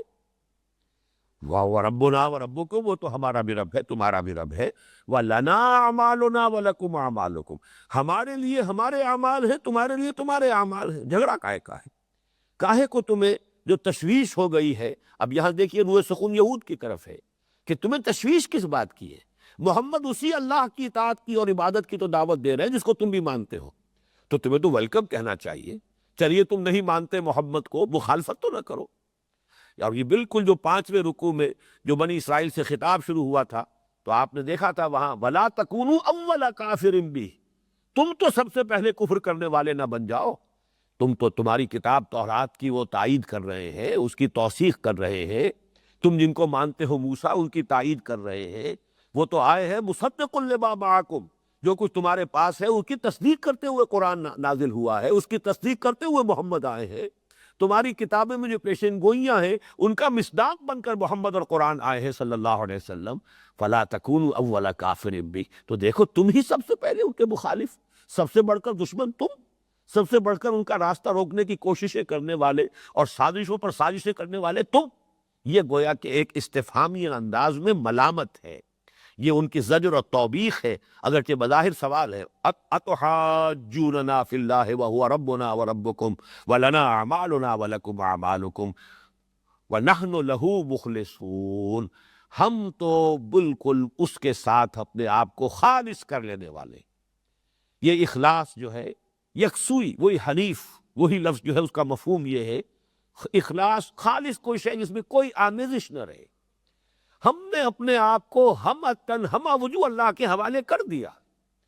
ہم کسی درجے میں کوئی ریزرویشن نہیں رکھ رہے، کوئی ایکسیپشنز نہیں، کوئی استثناءات نہیں. جو حکم آئے گا سر تسلیم خم ہوگا، جو بھی مطالبہ کیا جائے گا ہم حاضر ہوں گے. ہم نے تو پورے خلوص اور اخلاص کے ساتھ، بغیر کسی آمیزش کے، بغیر کسی ملاوٹ کے، بغیر کسی امپیورٹیز کے، ہم نے خالص اللہ تعالیٰ ہی کی اطاعت اور عبادت کو قبول کر لیا ہے. یہ نوٹ کر لیجئے، یہاں یہ لفظ آیا ہے تقریباً احسان کے ہم وزن. اسلام، ایمان، احسان. یہاں اسلام، عبادت اور اخلاص ہے وہی تقریباً نسبت ان کے مابین کے جو ان 3 اصطلاحات کے مابین ہے. ام تقولون ان ابراہیم و اسماعیل و اسحاق و یعقوب والاسباط کانوا ھودا او نصارا. اب یہ دیکھیے دکھتی رگ پر جو زر لگی ہے. تم جو کہتے ہو یہودی ہو جاؤ یا نصرانی ہو جاؤ، تو کیا تمہارا قول یہ ہے کہ ابراہیم نصرانی تھے یا یہودی تھے؟ کیا تمہارا کہنا یہ ہے کہ اسحاق یہودی تھے یا نصرانی تھے؟ یہ بالکل دیکھیے ایسی بات ہوگی جیسے آج کوئی کہے کہ بھائی حضور، یا آپ صحابہ کے بارے میں کہیں وہ حنفی تھے کہ حنبلی تھے کہ مالکی تھے کہ شافعی تھے، کیا تھے؟ صحابہ کے تو بہت دور کے بعد جو ہے یہ فقہی اختلافات پیدا ہو رہے ہیں. کیوں اس میں اتنے شدید ہو؟ کیوں اس کو تم نے اصل شے بنا دیا ہے؟ اصل شے اسلام ہے. ما انا علیہ واصحابی، اس کی طرف رجوع کرو. ٹھیک ہے، یہ بڑی شخصیتیں ہیں، بڑے ائمہ ہیں، انہوں نے پوری زندگیاں کھپائی ہیں، قرآن اور سنت سے استنباط کر کے، استدلال کر کے انہوں نے جو بھی فقہ مرتب کی ہے. ہمارے محسن ہیں، سب ہمارے بزرگ ہیں، سب ہمارے لیے قابل احترام ہے. لیکن یہ کہ یہ بہرحال یہ جو بھی حنفیت ہو یا شافعیت ہو یا مالکیت ہو یا حنبلیت ہو، یہ صحابہ میں سے تو کہیں کا وجود نہیں تھا. یا آج آپ کہیں کہ یہ دیوبندیت اور یہ بریلویت کی آخر کہاں سے آ گئی؟ یہ زیادہ سے زیادہ تاریخ 100 برس. دیوبند کا مدرسہ بنا ہے ابھی کچھ عرصے پہلے، اس کا 100 سالہ جشن بنا تھا. 100 برس کی کل تاریخ. لیکن یہ کہ اس میں اس قدر شدت، اس میں اس کی بنا پر جو ہے تفرقہ ہے، اس کے بنا پر کفر کے فتوے ہیں. جبکہ آپ کو سوچنا چاہیے کہ یہ صحابہ کرام جو ہے، یا آپ کہیے کہ حضرت امام ابو حنیفہ وہ بریلوی تھے کہ دیوبندی تھے، حنفیوں سے یہ سوال کیا جائے گا، بعین ہی وہی سوال یہاں کیا جا رہا ہے۔ ہوتی ہے بات بالکل سامنے کی، لیکن ذہول ہو جاتا ہے، توجہ ادھر نہیں ہوتی، تو ذرا سے توجہ کرانا جو ہے اصل میں پیش نظر ہوتا ہے۔ جیسے حضرت ابراہیم نے ان کے بت توڑ دیے صرف انہیں چونکانے کے لیے کہ ان کو پوچھتے ہو جو اپنا تحفظ نہیں کر سکتے، ان کو خدا مانا ہے جو تمہیں بتا بھی نہیں سکتے کس نے توڑا، ان کو پوچھ رہے ہیں، ان کو حاجت روا سمجھتے ہو۔ اسی طریقے سے یہاں پر ام تقولون، یہاں پر بھی وہ سوال ہے، بظاہر سوال جو ہے وہ استفہام نہیں ہے، اصل میں پھر وہی زجر اور توبیخ، ان کے موقف کا جو بودا پن ہے، جو غیر منطقی ہے ان کا موقف، اس کو نمایاں کیا جا رہا ہے سوالیہ انداز میں۔ ام تقولون ان ابراہیم و اسماعیل و اسحاق و یعقوب والاسباط کانوا ھودا او نصارا، کیا تمہارا کہنا یہ ہے کہ ابراہیم اور اسماعیل اور اسحاق اور یعقوب اور ان کی جو نسلیں تھیں، ان کی جو اولاد تھی، یہ یہودی تھے یا نصرانی تھے؟ قل انتم اعلم ام اللہ، اے نبی کہیے کیا تم زیادہ جانتے ہو یا اللہ زیادہ جانتا ہے؟ یہ بات تو ظاہر بات ہے کہ وہ بھی جانتے تھے، کیا کہہ سکتے تھے؟ انہیں معلوم ہے حضرت موسیٰ علیہ السلام ہی سے یہودیت کا آغاز ہوا، حضرت عیسیٰ علیہ السلام سے ہی نصرانیت کا آغاز ہوا۔ حضرت عیسیٰ علیہ السلام تو نزول قرآن سے کل 600 برس قبل کی شخصیت ہے، حضرت موسیٰ علیہ السلام حضور صلی اللہ علیہ وسلم سے کل 2000 برس قبل کی شخصیت ہے، ابراہیم 4000 برس قبل کی شخصیت تھے، یا کم سے کم 3000 برس قبل کی شخصیت تھے، آج 4-4.25 سال قبل کی شخصیت ہے۔ تم نوٹ کرو، تو غور کرو، تم اس کی وجہ سے جو ہے اسی پر ہدایت کا دار و مدار کر لینا، اس کو سمجھنا کہ بس جو یہودی ہوا اور نصرانی ہوا بس وہی ہدایت کا، گویا کہ اسی کی ہدایت جو ہے وہ مصدقہ ہے اور ایکنالجڈ ہوگی، تو یہ تمہارے موقف کا بودا پن ہے۔ ام تقولون ان ابراہیم و اسماعیل و اسحاق و یعقوب والاسباط کانوا ھودا او نصارا، یہاں پھر نوٹ کیجئے اسی فلو میں حضرت اسماعیل کا نام جو ہے ٹانکا گیا ہے، اس لیے کہ وہ تو اگرچہ اپنی اگر وہ کہیں گے شجرہ نسب ملائیں گے تو اس میں اسماعیل نہیں آتے، اس لیے کہ اس میں تو یعقوب ابن اسحاق ابن ابراہیم، اس شجرے میں براہ راست اسماعیل نہیں ہے، لیکن یہاں خاص طور پر حضرت اسماعیل کے ان کی نسل میں محمد الرسول اللہ صلی اللہ علیہ وسلم، اور اللہ کا یہ شکر ہے کہ تورات کے جو بھی جن لوگوں نے اس میں تحریف کی ہے، حضرت اسماعیل کے نام کو مٹایا نہیں ہے، صرف اسی پر اکتفا کر لی ہے کہ ان کے بارے میں یہ کہا ہے کہ وہ تو بہرحال کمتر درجے کے تھے، کہ ایک کنیز اور لونی کے بطن سے پیدا ہوئے، وہ کوئی برابر کے نہیں ہو سکتے اسحاق کے ساتھ، وہ ہے اصل بیٹے، اصل تو وارث جو ہے حضرت اسحاق ہے حضرت ابراہیم کے، یہاں تک تو بات انہوں نے کی ہے، لیکن حضرت اسماعیل کا وجود، ان کی شخصیت، اس کی نفی نہیں کی، وہ ان کے ہاں بھی متفق علیہ ہے کہ ہاں ابراہیم کے ایک بیٹے اسماعیل بھی تھے، اگرچہ ذبیح اللہ حضرت اسماعیل کو نہیں مانتے، حضرت اسحاق کو قرار دیا، اور اس پر جیسا کہ میں نے آپ کو پہلے بھی بتایا تھا کہ بہت عمدگی کے ساتھ مولانا فراہی رحمۃ اللہ علیہ نے ثابت کیا ہے کہ تورات ہی کے ذریعے سے، اس لیے کہ وہ جو میں نے محاورہ آپ کو پہلے سنایا تھا، چور کے پاؤں نہیں ہوتے، یعنی چور چوری کرتے ہوئے کتنا ہی ایکسپرٹ ہو، کوئی نہ کوئی چھوڑ جاتا ہے نشانات، جس سے کہ کھوج لگا سکتے ہیں، اور انویسٹیگیشن کرنے والے جو ہے وہ سراغ رسانی کرنے والے، کوئی نہ کوئی سراغ رہ جاتا ہے، چاہے کتنا ہی ایکسپرٹ آدمی ہو، تو چور کے پاؤں نہیں ہوتے۔ اسی طریقے سے جنہوں نے تحریف کی ہے تورات میں، وہ کسی جگہ پر وہ آثار چھوڑ گئے، اور ان آثار کو جمع کر کے مرتب کر کے، اور مولانا فراہی رحمۃ اللہ علیہ نے عربی زبان میں یہ کتاب لکھی تھی الرأی الصحیح فی من هو الذبیح، جس کا ترجمہ مولانا اصلاحی صاحب نے کیا ذبیح کون ہے، اور اس میں ثابت کیا تورات ہی سے کہ ذبیح حضرت اسماعیل ہی تھے، یہی گھر ہے پرانا بیت اللہ، بلکہ یہی یہود کے لیے بھی قبلہ تھا، جب ہیکل سلیمانی تعمیر ہوا اس کا رخ بھی یہی تھا کہ اس کے اندر قبلہ جو ہے وہ بنتا تھا یہی بیت اللہ، اور ان کا جو اپنا جب وہ سفر میں رہتے تھے تو ان کا جو خیمہ ہوتا تھا قربان گاہ کا، اس خیمے کو جب وہ استادہ کرتے تھے، لگاتے تھے، تو اسی طرح لگاتے تھے کہ قربانی کرنے والا جو ہے اس کا رخ جب وہ کھڑا ہوتا تھا اس کا رخ ہوتا تھا جنوب کی طرف، خانہ کعبہ کی طرف۔ یہ ساری چیزیں انہوں نے تورات ہی کے حوالوں سے ثابت کی۔ ام تقولون ان ابراہیم و اسماعیل و اسحاق و یعقوب والاسباط کانوا ھودا او نصارا قل انتم اعلم ام اللہ ومن اظلم ممن کتم شہادۃ عنده من اللہ وما اللہ بغافل عما تعملون۔ اب یہ ٹکڑا اس آیت مبارکہ کا جو ہے اسے ہم اگلی نشست کے اندر بیان کریں گے۔ اقول قولی ھذا واستغفر اللہ لی ولکم ولسائر المسلمین والمسلمات۔ یہ اگلی نشست مراد جو ہے وہ اگلا درس نہیں ہے، ابھی چند منٹ کے بعد یہ ہم الحمد للہ والصلاة والسلام على عباده الذین اصطفى خصوصاً على افضلهم وخاتم النبیین محمد الامین وعلى آلہ وصحبہ اجمعین اما بعد فقد قال اللہ تبارک وتعالی كما ورد في سورة البقرہ في اول الجزء الثانی اعوذ باللہ من الشیطان الرجیم بسم اللہ الرحمن الرحیم سيقول السفهاء من الناس ما ولاهم عن قبلتهم التي كانوا عليها قل لله المشرق والمغرب يهدي من يشاء إلى صراط مستقيم وكذلك جعلناكم أمة وسطا لتكونوا شهداء على الناس ويكون الرسول عليكم شهيدا وما جعلنا القبلة التي كنت عليها إلا لنعلم من يتبع الرسول ممن ينقلب على عقبيه وإن كانت لكبيرة إلا على الذين هدى الله وما كان الله ليضيع إيمانكم إن الله بالناس لرؤوف رحيم قد نرى تقلب وجهك في السماء فلنولينك قبلة ترضاها فول وجهك شطر المسجد الحرام وحيث ما كنتم فولوا وجوهكم شطره وإن الذين أوتوا الكتاب ليعلمون أنه الحق من ربهم وما الله بغافل عما يعملون صدق الله العظيم رب اشرح لي صدري ويسر لي امري واحلل عقدة من لساني يفقهوا قولي اللهم ربنا الهمنا رشدنا واعذنا من شرور انفسنا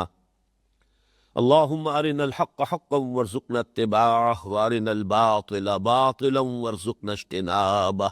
اللهم وفقنا لما تحب وترضى آمین یا رب العالمین۔ میں نے ابھی تلاوت تو سورہ بقرہ کے 17ویں رکوع کی پہلی 3 آیات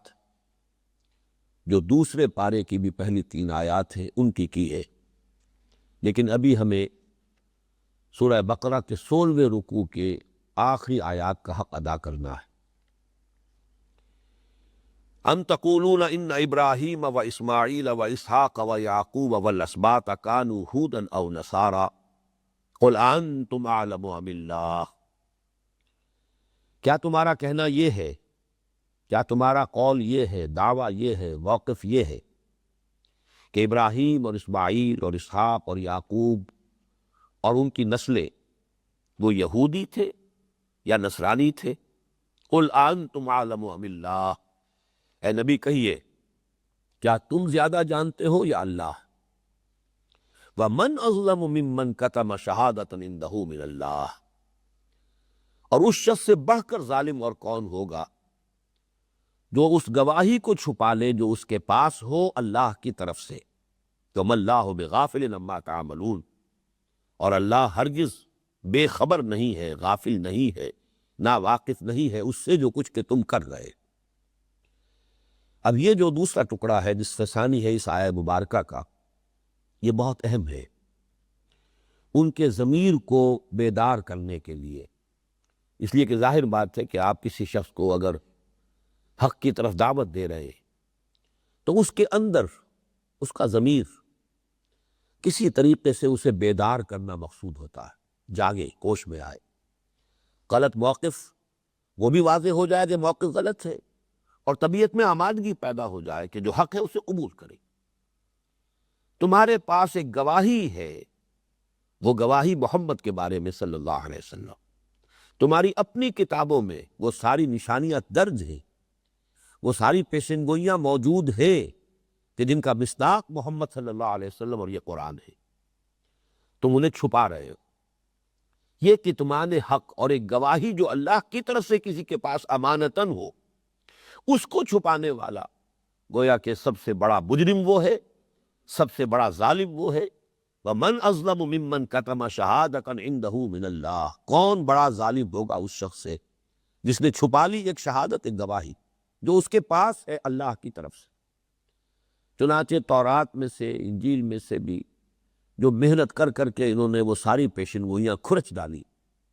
اگر آپ انجیل برنباس کا مطالعہ کریں تو معلوم ہوتا ہے کہ اس میں تو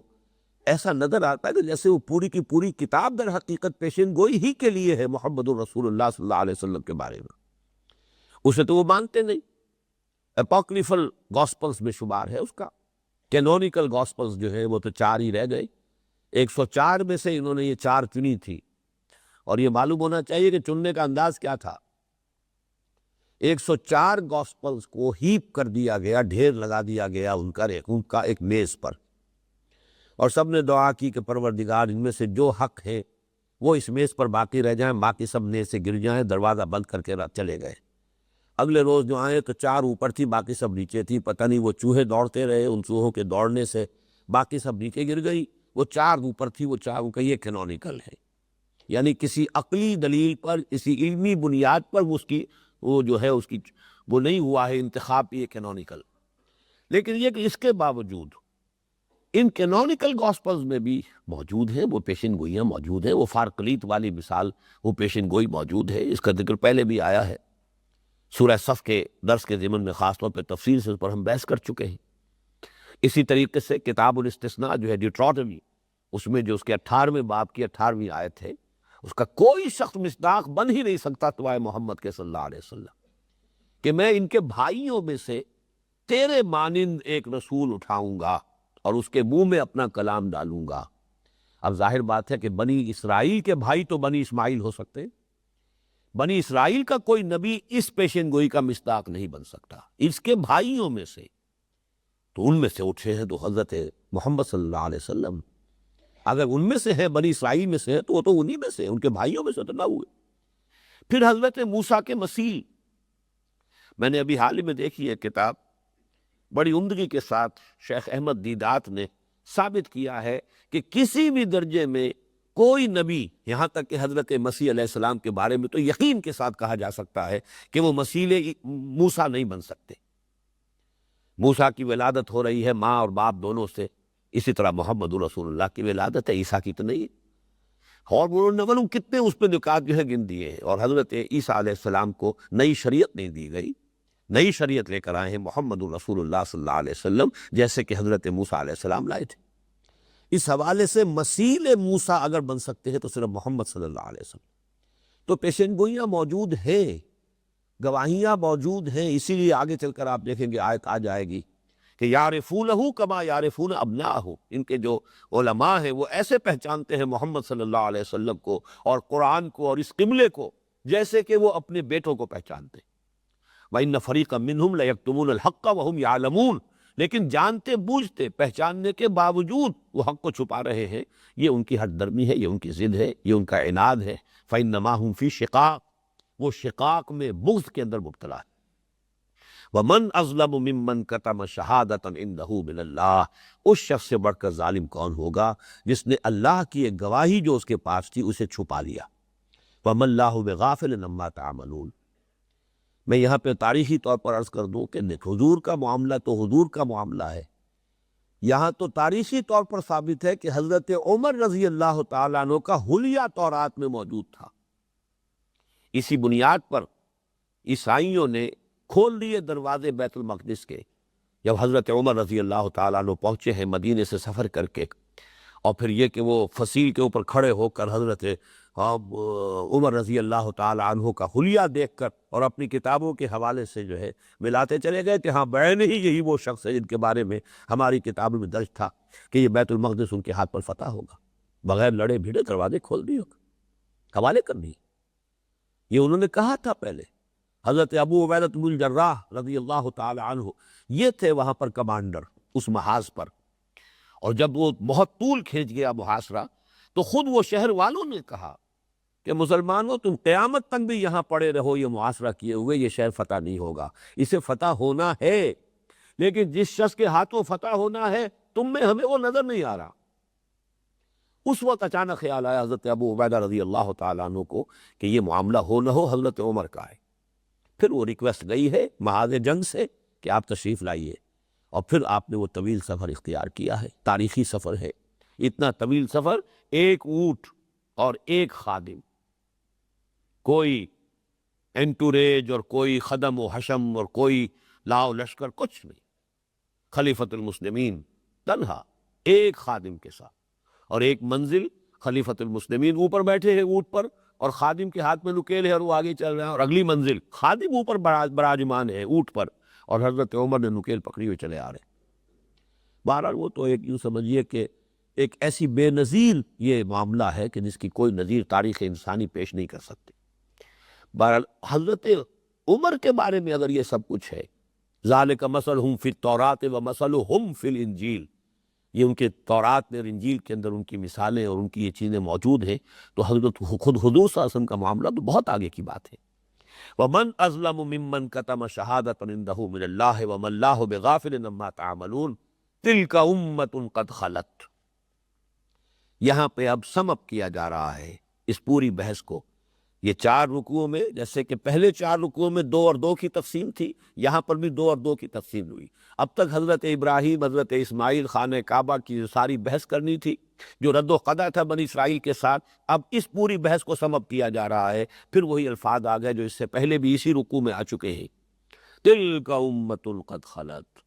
ابراہیم، اسماعیل، اسحاق، یعقوب، ان کی اولاد، یہ ایک امت تھی، امت ہے جو گزر چکی، لہا ما کسبت ولکم ما کسبتم، تمہارے لیے وہ ہے جو تم کمائی کرو گے اور جو انہوں نے کمائی کی وہ ان کے لیے۔ اس میں اصل میں قرآن مجید نے اس ایک رکوع میں 2 مرتبہ جڑ کاٹی ہے آبا پرستی کی، اپنے اسلاف اور بزرگوں کا سہارا لینا۔ اسلاف اور بزرگ کتنے ہی اونچے رہے ہو، سوال یہ توراچے پدرم سلطان مود، میرا باپ بادشاہ تھا، تم خود کیا ہو؟ تھے تو آبا وہ تمہارے ہی، مگر تم کیا ہو؟ ہاتھ پر ہاتھ دھرے منتظر فردا ہو۔ ٹھیک ہے وہ بہت بڑے تھے، بہت بزرگ تھے، بڑی عظیم شخصیات تھی، لیکن وہ اپنی جگہ پر اپنا کارنامہ حیات جس طور سے بھی انہوں نے اپنی زندگی گزاری ہے، اس میں جو بھی انہوں نے نیکیاں، جو بھی کمالات حاصل کیے، وہ سب ان کے لیے تھے۔ تمہارے لیے وہ ہوگا جو تم کماؤ گے۔ لیس للانسان الا ما سعی، کسی انسان کے لیے نہیں ہے مگر بس وہی کچھ جو کہ اس نے خود کمایا، جس کے لیے اس نے محنت کی ہے، جس کے لیے اس نے بھاگ دوڑ کی ہے، جس کے لیے اس نے ایثار و قربانی کا معاملہ کیا، ہر انسان کو وہی کچھ ملے گا۔ چنانچہ ایک حدیث بھی ہے یہ، حضور نے فرمایا من بطأ بہ عملہ لم یسرع بہ نسبہ،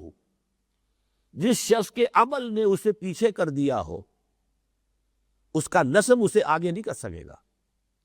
کہ میرا نسب، میرے والد، میرے دادا، میرے پردادا، میرے فلاں، میرے جد امجد، یہ نسب ہے۔ اگر اپنے عمل کے اعتبار سے تم پیچھے رہ گئے ہو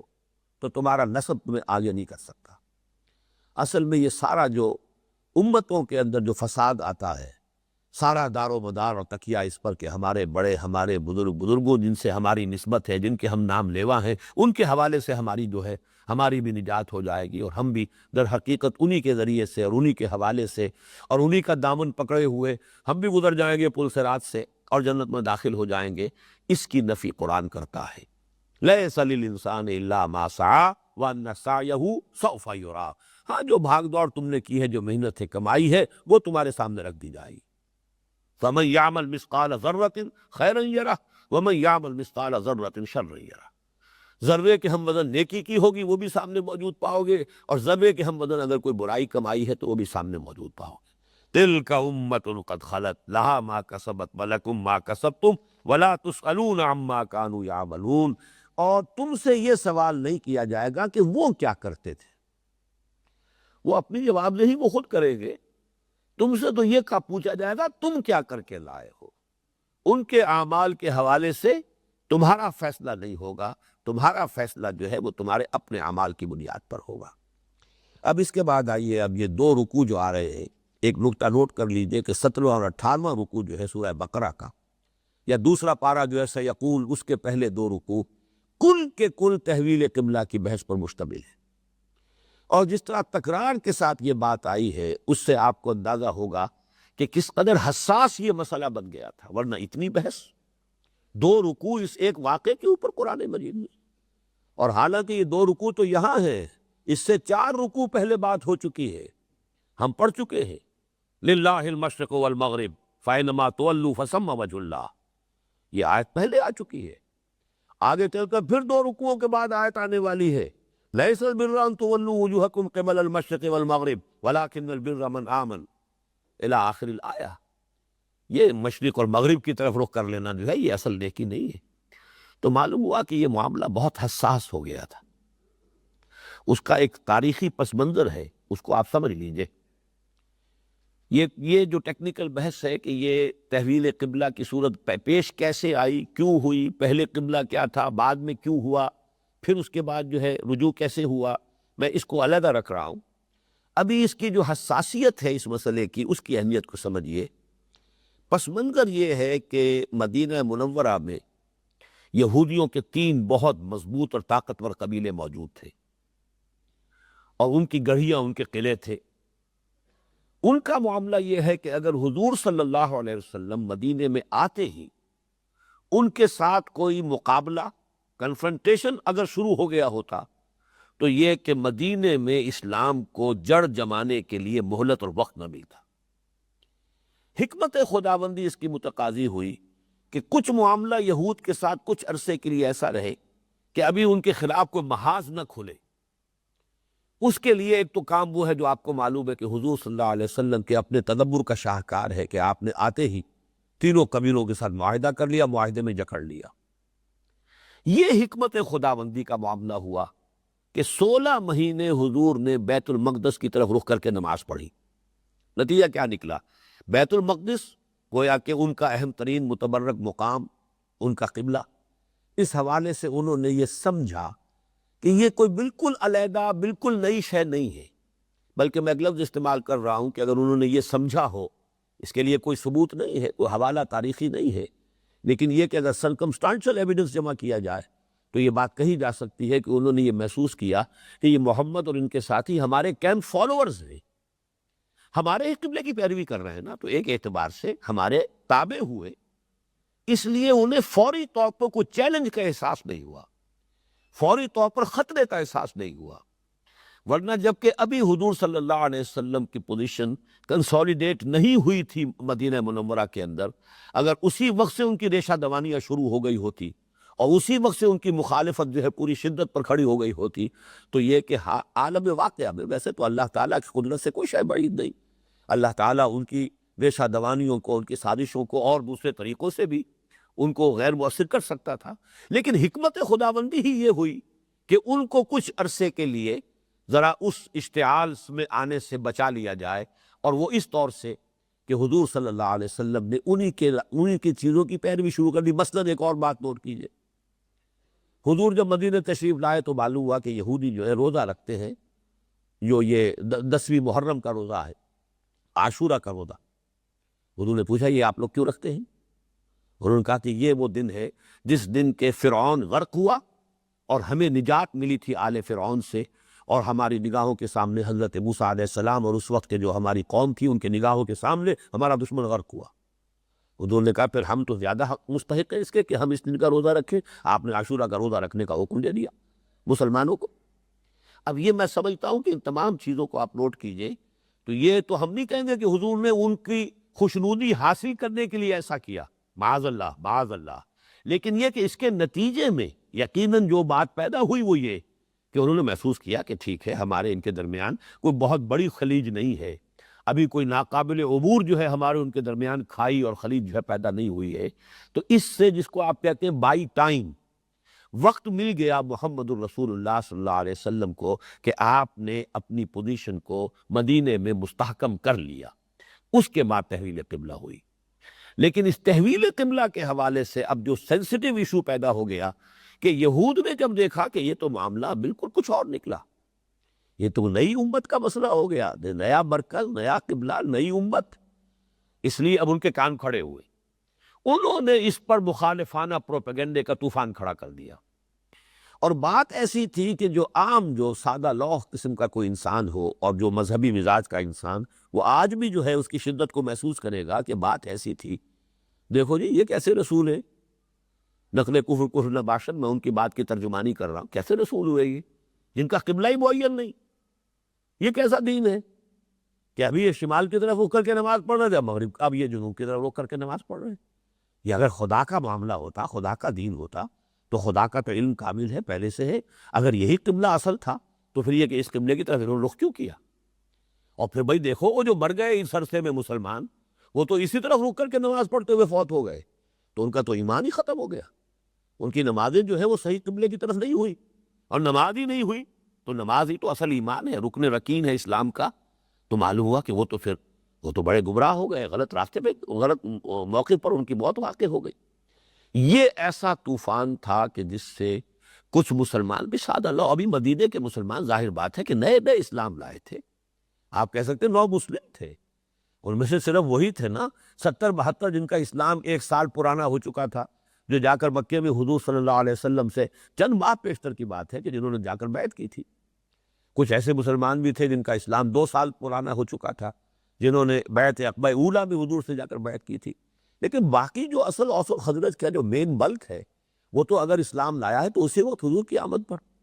تو نئے نئے اسلام لائے ہیں، ابھی ان کا ایمان اس طریقے سے راسخ نہیں، ابھی ان کی تربیت نہیں ہوئی ہے، ابھی امتحانات کی بھٹیوں میں سے وہ گزرے نہیں ہیں کہ ایک دم اتنا بڑا واقعہ ہو گیا کہ جس پر مخالفانہ پروپیگنڈے کا ایک طوفان جو ہے وہ ایسا کھڑا ہو گیا کہ اس کو اب آپ دیکھیں گے کہ کس قدر اہمیت کے ساتھ قرآن مجید ڈیل کر رہا ہے، کس انداز میں جو ہے اس کی تاکید ہو رہی ہے. تو اس کا یہ پس منظر ہے کہ جس کو سمجھ لینا چاہیے. سَيَقُولُ السُّفَهَاءُ مِنَ النَّاسِ، اب یہ قرآن مجید کا انداز بھی دیکھیں غیر معمولی انداز ہے. کہیں گے ان قریب یہ بے وقوف لوگ، یہ بہت غیر معمولی انداز ہے، اس لیے کہ بہرحال جس درجے کا کوئی مسئلہ ہو اسی درجے کا جواب جو ہے، جس کو آپ کہتے ہیں ترکی بترکی جواب، یہ اگر نہ ہو تو پھر یہ کہ وہ مطلوبہ نتیجہ پیدا نہیں ہوتا. جہاں پر تحمل کی ضرورت ہے وہ تحمل بھی ہے، اور جہاں یہ ہے کہ اینٹ کا جواب پتھر سے دینا ضروری ہو، وہاں پر اگر آپ وہاں تحمل کو استعمال کریں گے تو گویا کہ در حقیقت اپنی ناکامی کو خود انڈر رائٹ کرے گی. جہاں شدت کی ضرورت ہے وہاں شدت کی ضرورت ہے. اشداء علی الکفار رحماء بینہم، آپس میں رحمت ہے، آپس میں شفقت ہے، آپس میں محبت ہے. کفار کے خلاف اگر آپ نے رحمت اور شفقت کا معاملہ کیا تو پھر یہ انقلابی جد و جہد جو ہے یہ آگے نہیں بڑھ سکے گی. بلکہ اشداء علی الکفار رحماء بینہم اذلۃ علی المؤمنین عزۃ علی الکافرین، کافروں کے مقابلے میں بڑے بھاری، بہت سخت، اور اہل ایمان کے حق میں بہت ہی نرم ہو. حلقہ یاراں کو بریشم کی طرح نرم، اور رزم حق و باطل ہو تو فولاد ہے مومن. جب تک کہ یہ فرق اور تفاوت برقرار نہ رکھا جائے تو وہ جو انقلابی جد و جہد ہے اس کا تقاضا پورا نہیں ہوتا. سَيَقُولُ السُّفَهَاءُ مِنَ النَّاسِ مَا وَلَّاهُمْ عَنْ قِبْلَتِهِمُ الَّتِي كَانُوا عَلَيْهَا، ان قریب کہیں گے یہ جو لوگوں میں سے بے وقوف لوگ ہیں، احمق لوگ ہیں، ناسمجھ لوگ ہیں. یہ لفظ اس سے پہلے 2 مرتبہ آ چکا ہے اس پچھلے پہلے پارے کے اندر. ایک تو یہ تھا کہ جو منافقین تھے، وہ جو صادق الایمان مسلمان تھے کہ جو ہر قربانی کے لیے ہر وقت آمادہ تھے، ان کو صفحاء کہتے تھے. وَإِذَا قِيلَ لَهُمْ آمِنُوا كَمَا آمَنَ النَّاسُ قَالُوا أَنُؤْمِنُ كَمَا آمَنَ السُّفَحَاءُ، جب ان منافقوں سے کہا جاتا ہے ایمان لاؤ جیسے اور لوگ ایمان لائے ہیں، یا جیسے اب جب ان یہودیوں سے کہا جاتا ہے ایمان لاؤ جیسے کہ یہ اہل ایمان لائے ہیں، فَإِنْ آمَنُوا بِمِثْلِ مَا آمَنْتُمْ بِهِ فَقَدْ اهْتَدَوْا، جو ہم نے پچھلے 10 میں پڑھی آیت. جو لوگ اس طور سے ایمان لائے انہیں وہ بے وقوف کہتے تھے. انؤمن کما آمن السفہاء، کیا ہم ایمان لائیں جیسے یہ احمق لوگ، بے وقوف لوگ، نادان لوگ ایمان لائیں؟ انہیں تو اپنے نفع نقصان کا خیال ہی نہیں، ہر وقت جو ہے بڑی سے بڑی قربانی دینے کے لیے آمادہ، آگے پیچھے کی کوئی خبر نہیں، دائیں بائیں سے کوئی انہیں غرض نہیں، کہیں بھی اپنا تحفظ جو ہے اس کو مقدم نہیں رکھتے، بلکہ یہ کہ گویا کہ سر پھرے ہیں، سرفروش ہیں. یہ تو فینیٹکس ہے، ان کو صفحاء کہا گیا. یا یہ کہ پچھلے رکوع میں آ چکا تھا صفح نفسہ، وَمَن يَرْغَبُ عَن مِّلَّةِ إِبْرَاهِيمَ إِلَّا مَن صَفِحَ نَفْسَهُ، اسی سے لفظ صفیح بنا ہے، جو احمق ہے، نادان ہے، پاگل ہے، اور اسی سے پھر یہ لفظ صفحاء جمع کا صیغہ آیا ہے. سَيَقُولُ السُّفَهَاءُ مِنَ النَّاسِ مَا وَلَّاهُمْ عَن قِبْلَتِهِمُ الَّتِي كَانُوا عَلَيْهَا، کس چیز نے انہیں موڑ دیا، ان کے رخ کو پھیر دیا اس قبلے سے جس قبلے پر کہ یہ تھے. یہ قبلے پر تھے. 16 مہینے حضور صلی اللہ علیہ وسلم اور مسلمانوں نے مدینے میں آنے کے بعد خانہ کعبہ کی بجائے، بلکہ یوں کہیے خانہ کعبہ کی طرف پشت کرتے ہوئے بیت المقدس کی طرف رخ کر کے نماز پڑھیے، اس کو وہ کہتے ہیں کہ جس پر یہ رہے 16 مہینے تک جس قبلے پر رہے، اس سے کس چیز نے روگرداں کر دیا انہیں، کس چیز نے ان کے رخ کو بدل دیا۔ ما ولاہم عن قبلتہم التی کانوا علیہا۔ اب اس کا پہلا جواب کیا دیا؟ قل للہ المشرق والمغرب۔ یہاں نوٹ کیجئے اس آیت کا جو میں نے حوالہ دیا، یہ آیت نمبر 111، للہ المشرق والمغرب فینما تولوا فثم وجہ اللہ۔ تمہید وہاں سے شروع ہو چکی تھی اس مضمون کی، یہاں اس کا حوالہ دے دیا، کہہ دیجئے مشرق و مغرب سب اللہ کے ہیں۔ اچھا، یہ مشرق و مغرب کیوں کہا جا رہا ہے؟ اس کی بھی ایک خاص وجہ، اس لیے کہ بیت المقدس جو ہے وہ شہر ہونے کی حیثیت سے تو یہود اور نصارہ کے مابین مشترک تھا کہ مقدس شہر ہے، ہیکل سلیمانی یہ گویا کہ ان سب کا مشترک مقام، لیکن یہ کہ اس ہیکل سلیمانی میں بھی شرقی اور غربی حصے کی تقسیم تھی کہ نصارہ کے نزدیک اس کا شرقی گوشہ جو ہے زیادہ متبرک تھا، اس لیے کہ حضرت مریم سلام علیہا نے وہاں اعتکاف کیا تھا، اذ انتبذت من اہلہا مکانا شرقیہ، تو شرقی جانب چونکہ حضرت مریم کا وہ اعتکاف تھا، اور اسی اعتکاف میں پھر وہ فرشتہ ان کے پاس آیا ہے اور وہ حضرت عیسیٰ علیہ السلام کی بشارت لے کر آیا ہے، جبکہ یہود کے نزدیک اس کا غربی گوشہ جو ہے وہ زیادہ متبرک تھا، تو وہاں پر عین اس کھانا اس میں جا کر ہیکل سلیمانی میں ان کے مابین تقسیم ہو جاتی تھی، اگرچہ ویسے یہ کہ شہر کے اعتبار سے ہیکل سلیمانی اور پورا بیت المقدس جو ہے وہ مقدس ہے ان کے نزدیک، دونوں کے نزدیک، لیکن خود ہیکل کے اندر اس معبد کے اندر ان کے ہاں تقسیم شرق اور غرب کی تھی۔ ایک رائے یہ ہے کہ یہ صرف ایک محاورے کے طور پر، جب بھی آپ کبھی تمام سمتوں کا تذکرہ کرنا چاہیں تو مشرق اور مغرب بھی عام طور پر محاورے میں آتا ہے، شمال اور جنوب محاورے میں آتا ہی نہیں، تو مشرق مغرب سب اللہ کے ہیں۔ یہ در حقیقت جیسے کہ اقبال نے کہا، درویش خدا مست نہ شرقی ہے نہ غربی، تو شرق اور غرب جو ہے محاورے میں در حقیقت تمام سمتوں کے احاطے کے لیے آتا۔ ایک رائے یہ ہے کہ اس وجہ سے یہاں لفظ مشرق اور مغرب آیا ہے۔ بہرحال اس آیت کے حوالے سے بات کی گئی کہ اصل میں وہی بات کہ سخن شناس نہیں دلبرا خطا ایجاز، تم اصل میں سمجھتے نہیں، اللہ تعالیٰ ہے مسجود، سجدہ تو اسے کرنا ہے، اور اللہ تعالیٰ کسی سمت میں محدود نہیں، تمام سمتیں اللہ کی ہیں، اللہ کی ذات مطلق ہے، وہ مقید نہیں، محدود نہیں، کوئی ایک خاص سمت جو ہے وہ اللہ کی نہیں ہے، ساری سمتیں اللہ کی، مشرق ہو مغرب ہو شمال ہو جنوب ہو، ساری سمتیں اللہ کی، اللہ ہر سمت میں ہے۔ فَأَيْنَمَا تُوَلُّوا فَثَمَّ وَجْهُ اللَّهِ، جدھر بھی رخ کرتے ہو اللہ کا رخ وہی، لہذا اصل شے یہ نہیں ہے کہ کسی سمت میں اللہ جو مسجود ہے تمہارا وہ محدود ہے، یہ تو در حقیقت قوم کے اندر امت میں ایک یکسانی پیدا کرنے کے لیے، ایسا نہ ہو کہ جب عبادت کر رہے ہیں تو کسی کا رخ ادھر ہے کسی کا ادھر ہے، یہ تو ٹھیک ہے، ادھر بھی اللہ کا رخ ہے ادھر بھی اللہ کا رخ ہے، لیکن ان میں ایک اجتماعیت ہو، ایک یکرنگی ہو، ان میں ایک ہم آہنگی پیدا ہو جائے، اس یک رنگی ہم آہنگی کے لیے کسی سمت کو معین کر دیا جاتا ہے، ورنہ اللہ خود کسی سمت میں محدود نہیں، جس کو غالب نے بڑے خوبصورت انداز میں کہا ہے کہ ہے پرے سرحد ادراک سے اپنا مسجود، قبلے کو اہل نظر قبلہ نما کہتے ہیں۔ اصل میں مسجود جو ہے وہ ہمارا کعبہ نہیں ہے، کعبہ جو ہے وہ در حقیقت ایک سمت کی حیثیت سے معین ہو گیا ہے کہ ہم نے اللہ تعالیٰ نے وہ ہمارے لیے قبلہ مقرر کر دیا ہے، ورنہ اصل میں مسجود خانہ کعبہ نہیں ہے، مسجود تو اللہ ہے، اور اللہ تو سرحد ادراک سے بھی پرے ہے، وہ تو جیسا کہ حضرت مجدد الفسانی کہتے ہیں وراء الورا ثم وراء الورا ثم وراء الورا، ہمارے فہم سے، عقل سے، ہمارے تخیل سے، ہمارے وہم سے، ہماری امیجینیشن سے، ہر چیز سے وراء الورا وراء الورا وراء الورا، ادراک تو بہت قریب کی بات ہوتی ہے، وہ تو ہمارے تخیل سے بھی بعید ہے پرے سرحد ادراک سے اپنا مسجود، قبلے کو اہل نظر قبلہ نما کہتے۔ تو پہلا جواب تو اسی وسعت کے ساتھ دیا، قل اللہ المشرق والمغرب یہدی من یشاء الی صراط مستقیم، کہہ دیجئے کہ مشرق و مغرب، شمال اور جنوب سب اللہ کے لیے ہیں، اور یہ تو اللہ تعالیٰ کا اپنا اختیار مطلق ہے، جس کو چاہتا ہے سیدھے راہ کی ہدایت دیتا ہے۔ اب یہ جو دوسرا ٹکڑا ہے اصل میں یہ اس اعتبار سے اہم ہے کہ اگلی آیت کا جو پہلا لفظ ہے کذالک، اس کا تعلق اس ٹکڑے کے ساتھ ہے۔ اللہ جس کو چاہتا ہے ہدایت دیتا ہے، اللہ جس کو چاہتا ہے نبوت سے سرفراز فرماتا ہے۔ اللہ نے ان اللہ اصطفیٰ آدم و نوحا وآل ابراہیم وآل عمران علی العالمین، اللہ نے چن لیا، پسند کر لیا، آدم کو پسند کیا، نوح کو پسند کیا، ابراہیم کو، آل ابراہیم کو، یہ اللہ کی پسند ہے۔ اسی طریقے سے اللہ کا اختیار مطلق ہے، جس سمت کو چاہے قبلہ معین کر دے، یہ اس کا اختیار ہے۔ اسی طرح اللہ تعالیٰ اپنی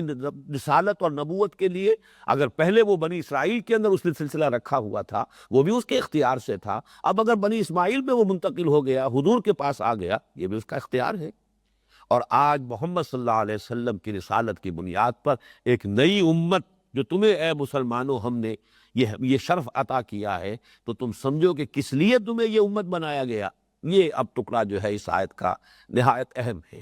وَكَذَلِكَ جَعَلْنَاكُمْ، اس میں کس بات کی طرف اشارہ کیا جا رہا ہے کہ تم بھی یہ سمجھ لو کہ تحویل قبلہ اصل میں علامت ہے اس بات کی کہ اب تمہاری کورونیشن ہوئی ہے، تمہاری تاج پوشی ہوئی ہے، تمہارا نصب ہوا ہے ایک منصب پر۔ وہ منصب کیا ہے؟ یہ صرف فضیلت نہیں ہے، بہت بڑی ذمہ داری۔ آپ کو معلوم ہے دنیا میں بھی اصول یہ privileges and responsibilities they go hand in hand, parallel ہوں گی۔ اگر پریولیجز زیادہ ہیں تو کوئی ذمہ داریاں بھی زیادہ اٹھانی پڑیں گی، ذمہ داری کہیں کسی پر زیادہ ہے تو اسے اختیارات بھی زیادہ دینے ہوں گے، پریولیجز بھی زیادہ ہوگی۔ تو تمہاری فضیلت، تمہیں یہ مقام جو عطا کیا گیا ہے، اس کا بہت بڑا ذمہ داری کا بوجھ ہے جو تمہارے کندھوں پر آیا ہے، اسے سمجھ لو۔ وَكَذَلِكَ جَعَلْنَاكُمْ أُمَّةً وَسَطًا، اسی طرح یعنی اسی اختیار مطلق کو مروع کار لاتے ہوئے، وہ اختیار مطلق ہمارا جو کسی کو جس کو چاہتے ہیں ہم ہدایت سے نواز دیتے ہیں، وہ اختیار مطلق ہے۔ یہدی من یشاء الی صراط مستقیم، جس کو چاہتا ہے وہ سیدھے راستے کی ہدایت دیتا ہے۔ اسی اختیار مطلق کا ایک ظہور ہے کہ اے مسلمانوں تمہیں ہم نے چن لیا ہے۔ یہ آیت جو چننے کا لفظ میری زبان پر آ گیا، نوٹ کر لیجئے، اس آیت کا مسمہ جو ہے، مثنیٰ، یہ سورہ حج کی وہ آخری آیت، هو اجتباکم، اے مسلمانوں تمہارا انتخاب ہو گیا ہے، تمہیں چن لیا ہے اللہ نے۔ هو اجتباکم وما جعل علیکم فی الدین من حرج، اور کس لیے چن لیا ہے؟ لیکون الرسول شہیدا علیکم وتکونوا شہداء علی الناس۔ فرق صرف یہ ہے کہ وہاں رسول کا ذکر پہلے، امت کا بعد میں، یہاں امت کا پہلے، رسول کا بعد میں۔ وَكَذَلِكَ جَعَلْنَاكُمْ أُمَّةً وَسَطًا لِتَكُونُوا شُهَدَاءَ عَلَى النَّاسِ وَيَكُونَ الرَّسُولُ عَلَيْكُمْ شَهِيدًا۔ یہ جو پہلی آیت میں صفحاء کا لفظ آیا ہے، اس کے بارے میں تین آراء ہے۔ ایک تو یہ کہ ہم الیہود، یہاں پہ اصل مراد یہودی ہے۔ چنانچہ ایک حدیث موجود ہے بخاری شریف میں حضرت براء ابن عازب رضی اللہ تعالی عنہ سے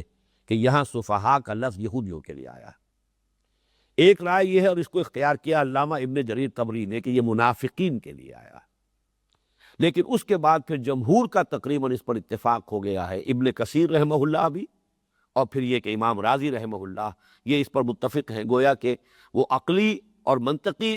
کو جو انداز پر جو تفسیر لکھی گئی اور جو روایتی بنیاد پر تفسیر لکھی گئی، دونوں کے نزدیک یہاں پر یہودی بھی مراد ہے اور منافق بھی مراد ہے۔ یہ دونوں در حقیقت مل کر ایک وحدت ہو گئے تھے اس ایشو پر کہ یہودیوں نے وہ طوفان اٹھایا، یہ کیا ہوا معاملہ، یہ وہ پہلے ادھر تھا قبلہ، اب قبلہ بدل گیا، اور مسلمانوں میں سے منافقین جو ہیں وہ انہوں نے ان کی ہاں میں ہاں ملائی، تو یہ گویا کہ یہ سیقول السفہاء من الناس، اس میں وہ دونوں شریک ہیں۔ قبلہ کسے کہتے ہیں، اس کے لیے امام راغب رحمہ اللہ کا قول میں آپ کو سنا دینا چاہتا ہوں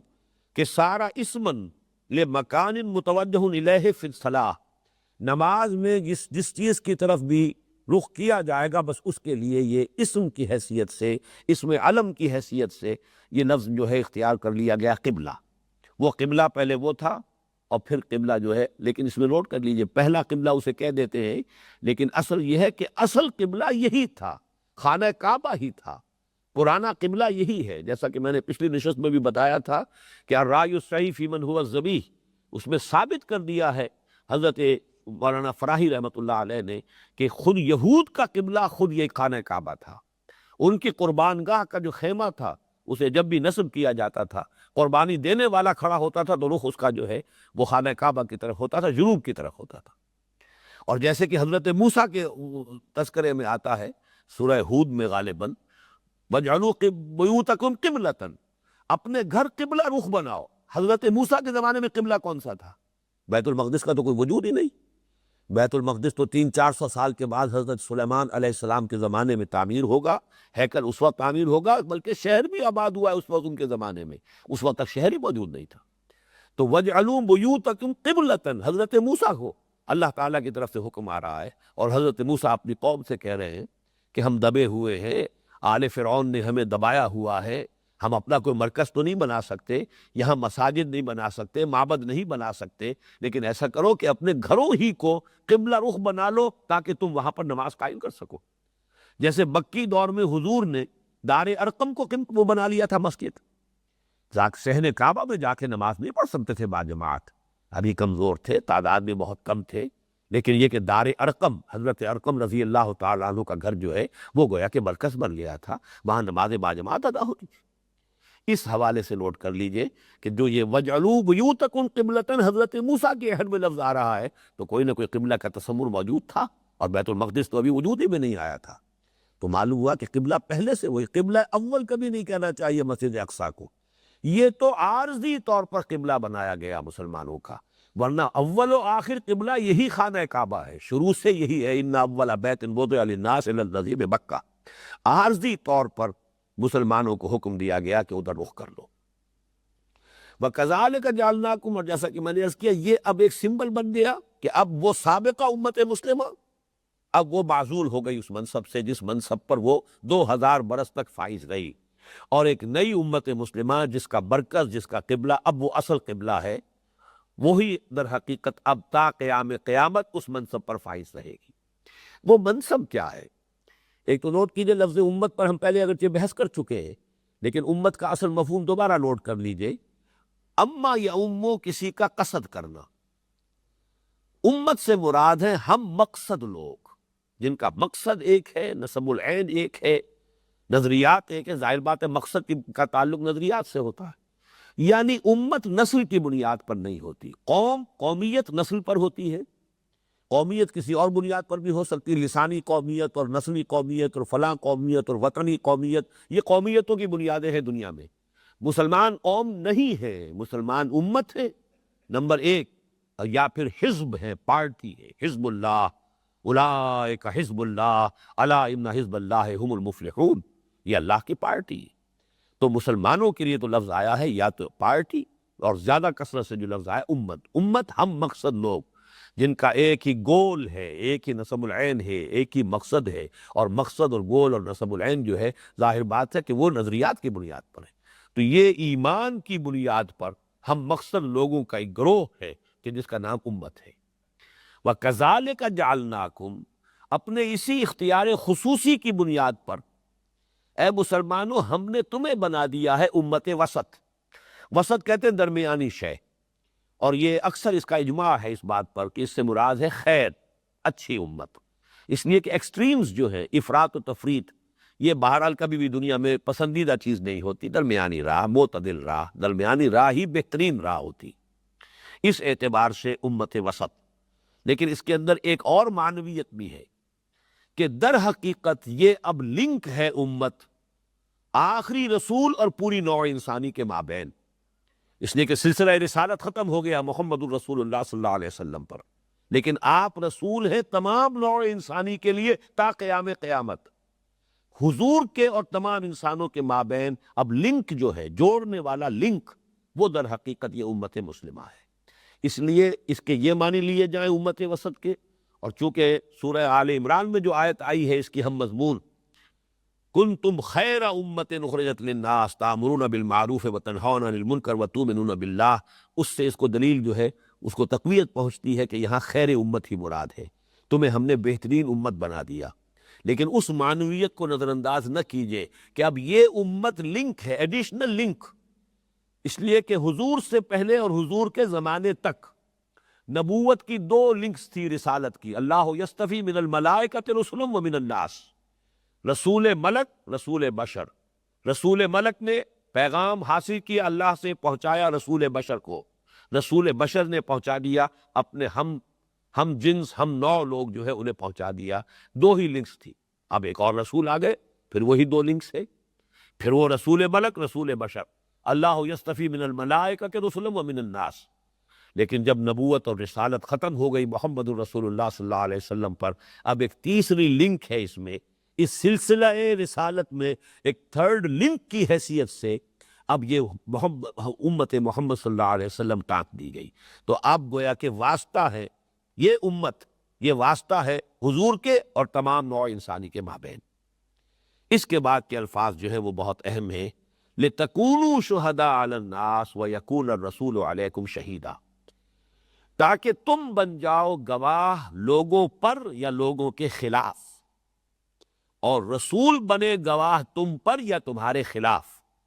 یہ ذرا میں خاص طور پہ زور دے کر خلاف کا لفظ کہا ہے تاکہ کچھ حضرات جن کے علم میں یہ بات پہلے نہیں آئی ہے وہ چونک جائیں کہ یہ کیا ترجمہ میں کر رہا ہوں، لیکن اس کے لیے اب میں یہ چند چیزیں چاہتا ہوں کہ اس لفظ کی چونکہ بڑی شدید اہمیت ہے اس کی، اور یہ قرآن مجید کے فلسفہ اور حکمت کی اہم بنیادی اصطلاحات میں سے ایک اصطلاح ہے، لہذا اس کی اصل حقیقت کو سمجھیے۔ شہدہ یشہدو کے معنی عربی زبان میں ہے موجود ہونا، شاہد وہ ہے جو موجود ہے، اور دیکھنے والے کے معنی میں بھی ہے پھر جو ہے وہ دیکھ رہا ہے، جو موجود ہے وہ دیکھ رہا ہے۔ شہدہ یشہدو یہ ہے موجود بھی، یہ ہے اس کا اصل مفہوم، شاہد وہ ہے جو موجود ہے، لیکن اس پر اضافی مفہوم پیدا ہوا نمبر ایک گواہی کا، اس لیے کہ گواہی اسی کی معتبر ہے جو موجود ہو کسی وقوعے کے وقت، اسی لیے کہتے ہیں چشمدید گواہ ہوں، میں موجود تھا وہاں، میں گواہ، تو گواہی کی بنیاد موجود بھی ہے، لہذا گواہی کے معنی میں بھی یہ لفظ آیا، اور دوسرا اس کا اضافی مفہوم پیدا ہوا مدد کا، مدد بھی وہی کر سکتا ہے جو موجود ہو، آپ کا بڑے سے بڑا بہی خواہ ہے، مخلص ہے، دوست ہے، حامی ہے، مددگار ہے، لیکن وہ موجود ہی نہیں ہے تو کیسے مدد کرے گا؟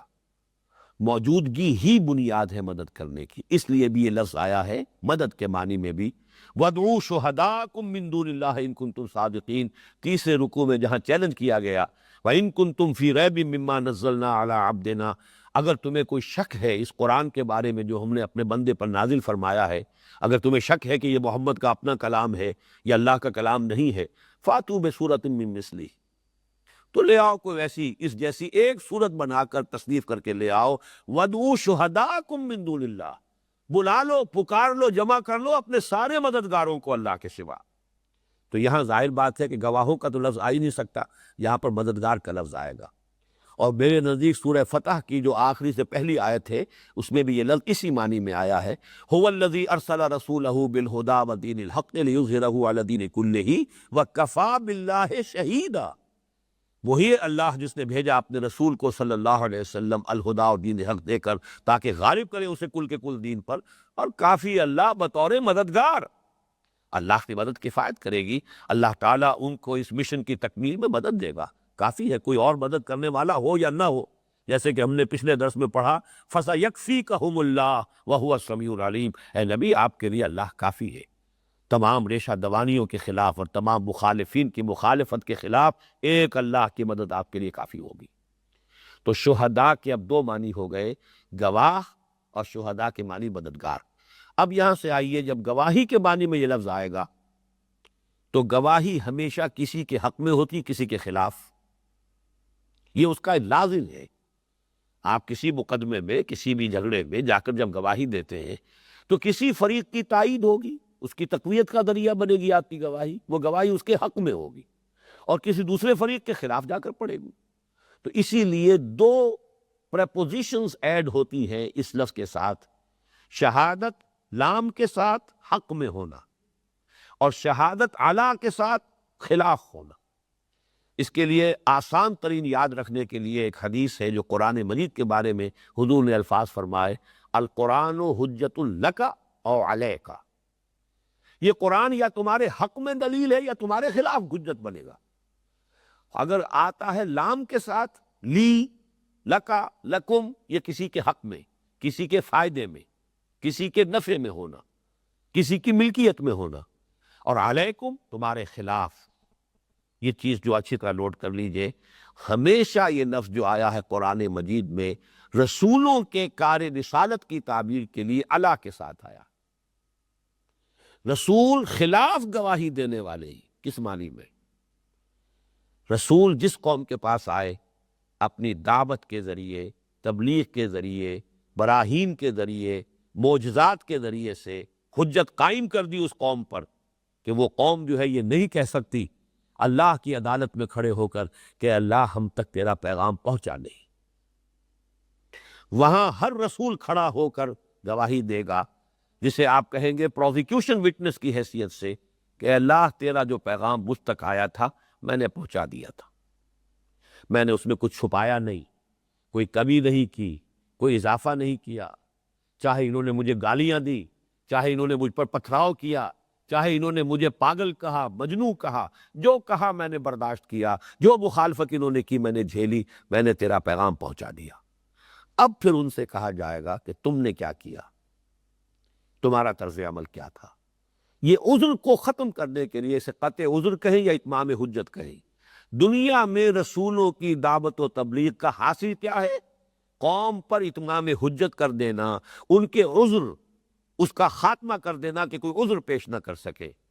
جسے آپ کہتے ہیں پلیڈ، اگنورنس کو آپ پلیڈ اپنی بنیاد بنا لیتے ہیں کہ صاحب ہمیں علم نہیں تھا.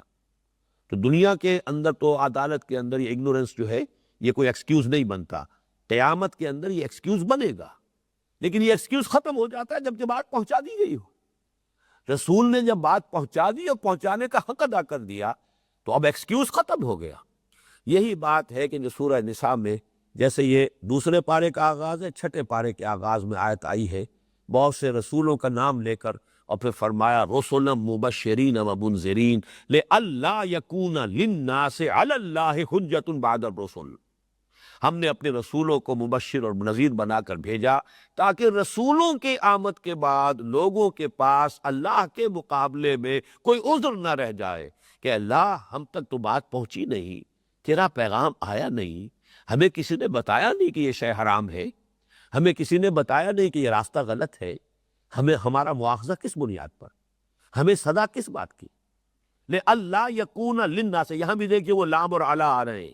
لئلا یکون للناس، لوگوں کے حق میں، لوگوں کے پاس، لوگوں کے لیے مدافعت کے لیے کوئی حجت نہ رہ جائے علی اللہ ہے، اللہ کے خلاف، یعنی اللہ کے مواخذے کے خلاف. اللہ مواخذہ کس بات کا؟ ہمیں تو بتایا نہیں گیا کہ یہ کام غلط ہے، جو کام ہم کر رہے ہیں اس پر سزا کس بات کی. یہ جو حجت ہے، یہ عذر ہے ختم کرنے کے لیے. لئلا یکون للناس علی اللہ حجۃ بعد الرسل. وہی لام اور اعلیٰ نوٹ کر لیجئے اس آیت میں جو میں نے اس حدیث کے حوالے سے آپ کے سامنے رکھا، القرآن حجۃ لک او علیک. یا تو قرآن ہمارے خلاف استغاثہ لے کر کھڑا ہوگا، اے اللہ یہ لوگ مانتے تھے کہ میں تیری کتاب ہوں، مجھے پڑھتے ہی نہیں تھے. اے اللہ یہ مانتے تھے کہ میں تیری کتاب ہوں، پڑھتے بھی تھے، سمجھتے نہیں تھے. اے اللہ یہ سب سے بڑھ کر مجرم ہے جو سمجھ بھی گیا پھر بھی اس نے مجھ پر عمل نہیں کیا. یہ حجت پر حجت قائم ہوتی چلی جائے گی. تو القرآن حجت لک او علیک. تو یوں سمجھیے کہ کار رسالت کی تعبیر کے لیے قرآن کی اصطلاح ہے شہادت اعلیٰ. اس قوم کے خلاف گواہ بنا کر رسول کو بھیجا گیا. اسی لیے سورہ مزمل میں فرمایا انا ارسلنا الیکم رسولا شاہدا علیکم کما ارسلنا الی فرعون رسولا. دیکھو اے قریش، دیکھو اے عرب کے لوگوں، بھیج دیا ہے ہم نے تمہارے پاس ایک رسول تم ہی میں سے، تم پر یا تمہارے خلاف گواہ بنا کر، جیسے کہ ہم نے فرعون کی طرف ان رسول کو بھیجا تھا. فعصا فرعون الرسول فاخذناہ اخذا وبیلا فکیف تتقون ان کفرتم یوما یجعل الولدان شیبا. تو فرعون نے رسول کی نافرمانی کی، ہم نے اسے پکڑا، وبال والا پکڑنا. تو تم کیسے بچو گے اگر تم نے بھی وہی روش اختیار کی؟ تم بھی ہماری پکڑ میں آؤ گے. تو یہ شہادت حق، شہادت علی الناس، کار رسالت کی ادائیگی کے لیے قرآن حکیم کی بنیادی اصطلاح ہے. اور اب ظاہر بات ہے کہ رسول صلی اللہ علیہ وسلم پر نبوت اور رسالت کے ختم ہونے کے بعد اس کار رسالت کی ذمہ داری ہے جو امت کے کندھوں پر آ گئی ہے. اب تمہیں پہنچانا ہے اللہ کا دین پوری نوع انسانی تک.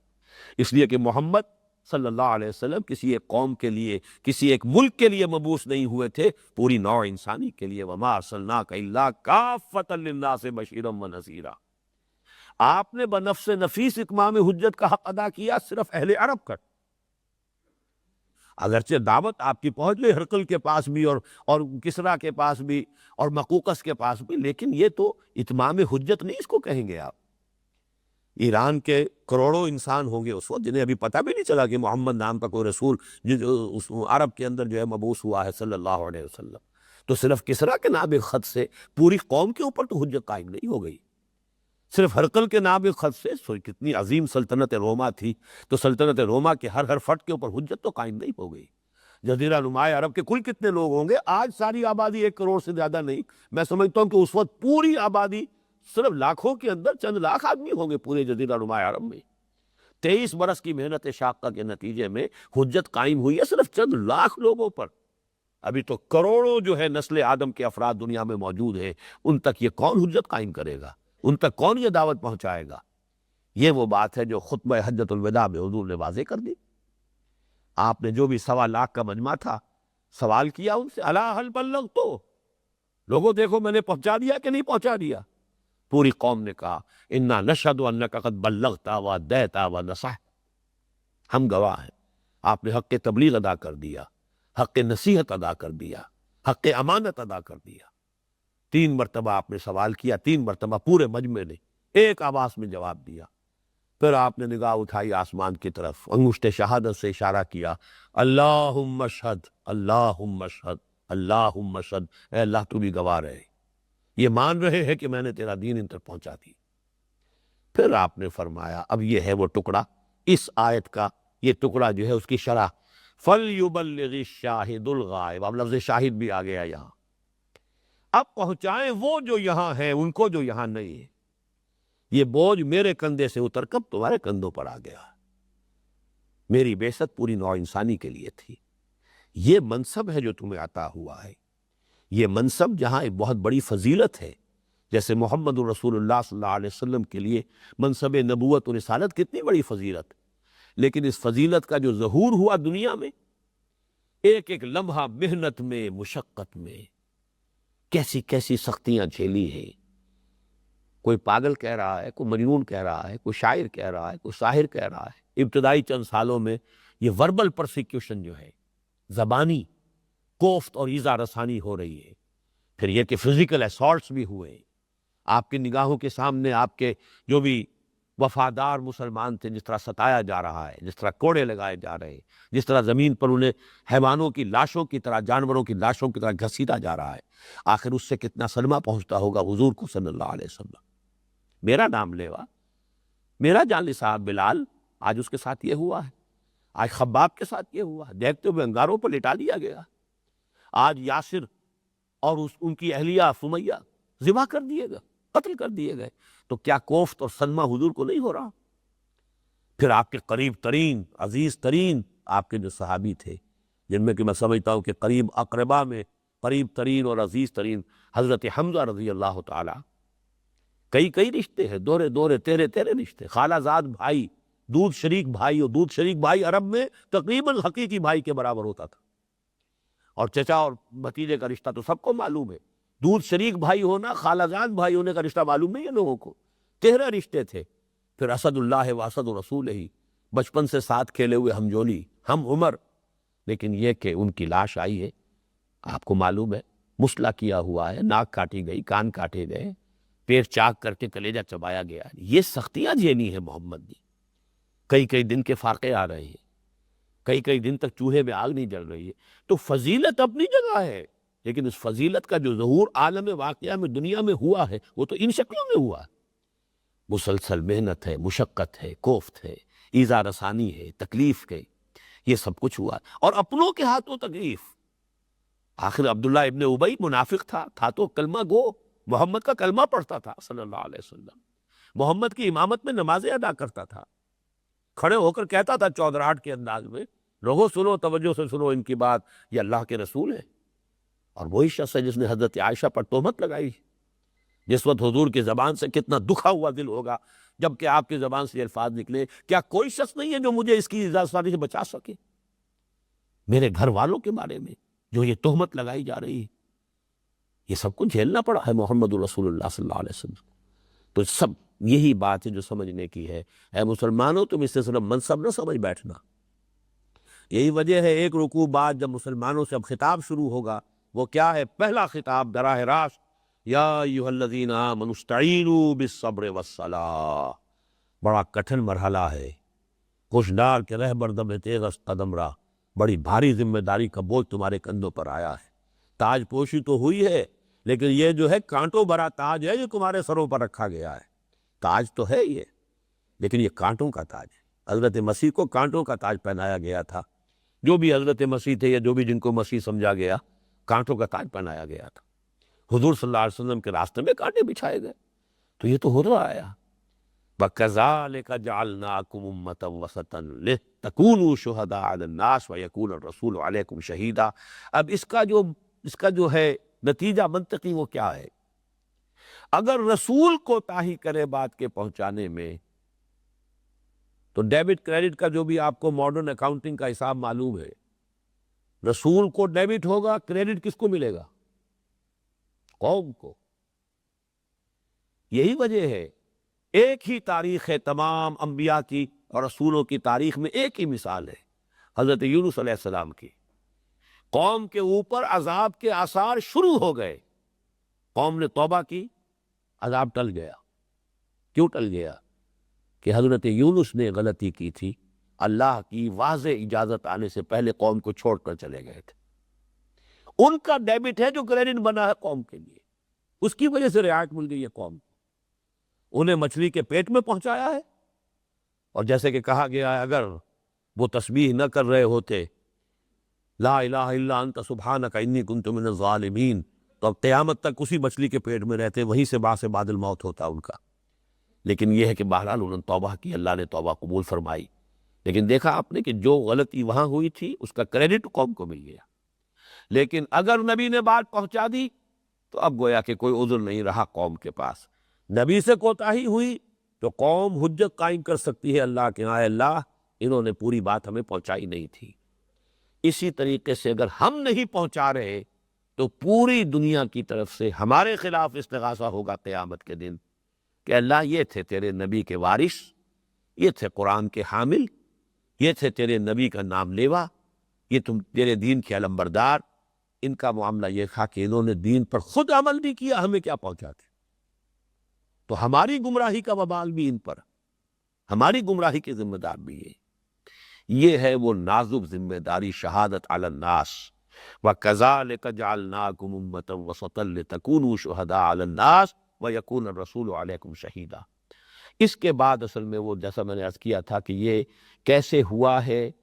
کیوں اللہ نے یہ قبلہ معین کیا، کیوں یہ تحویل ہوئی، کیوں اتنی بڑی آزمائش میں مسلمانوں کو ڈال دیا گیا، اس کا سارا معاملہ جو ہے اس آیت، طویل آیت ہے جس کا صرف ایک حصہ ہم نے آج پڑھا ہے،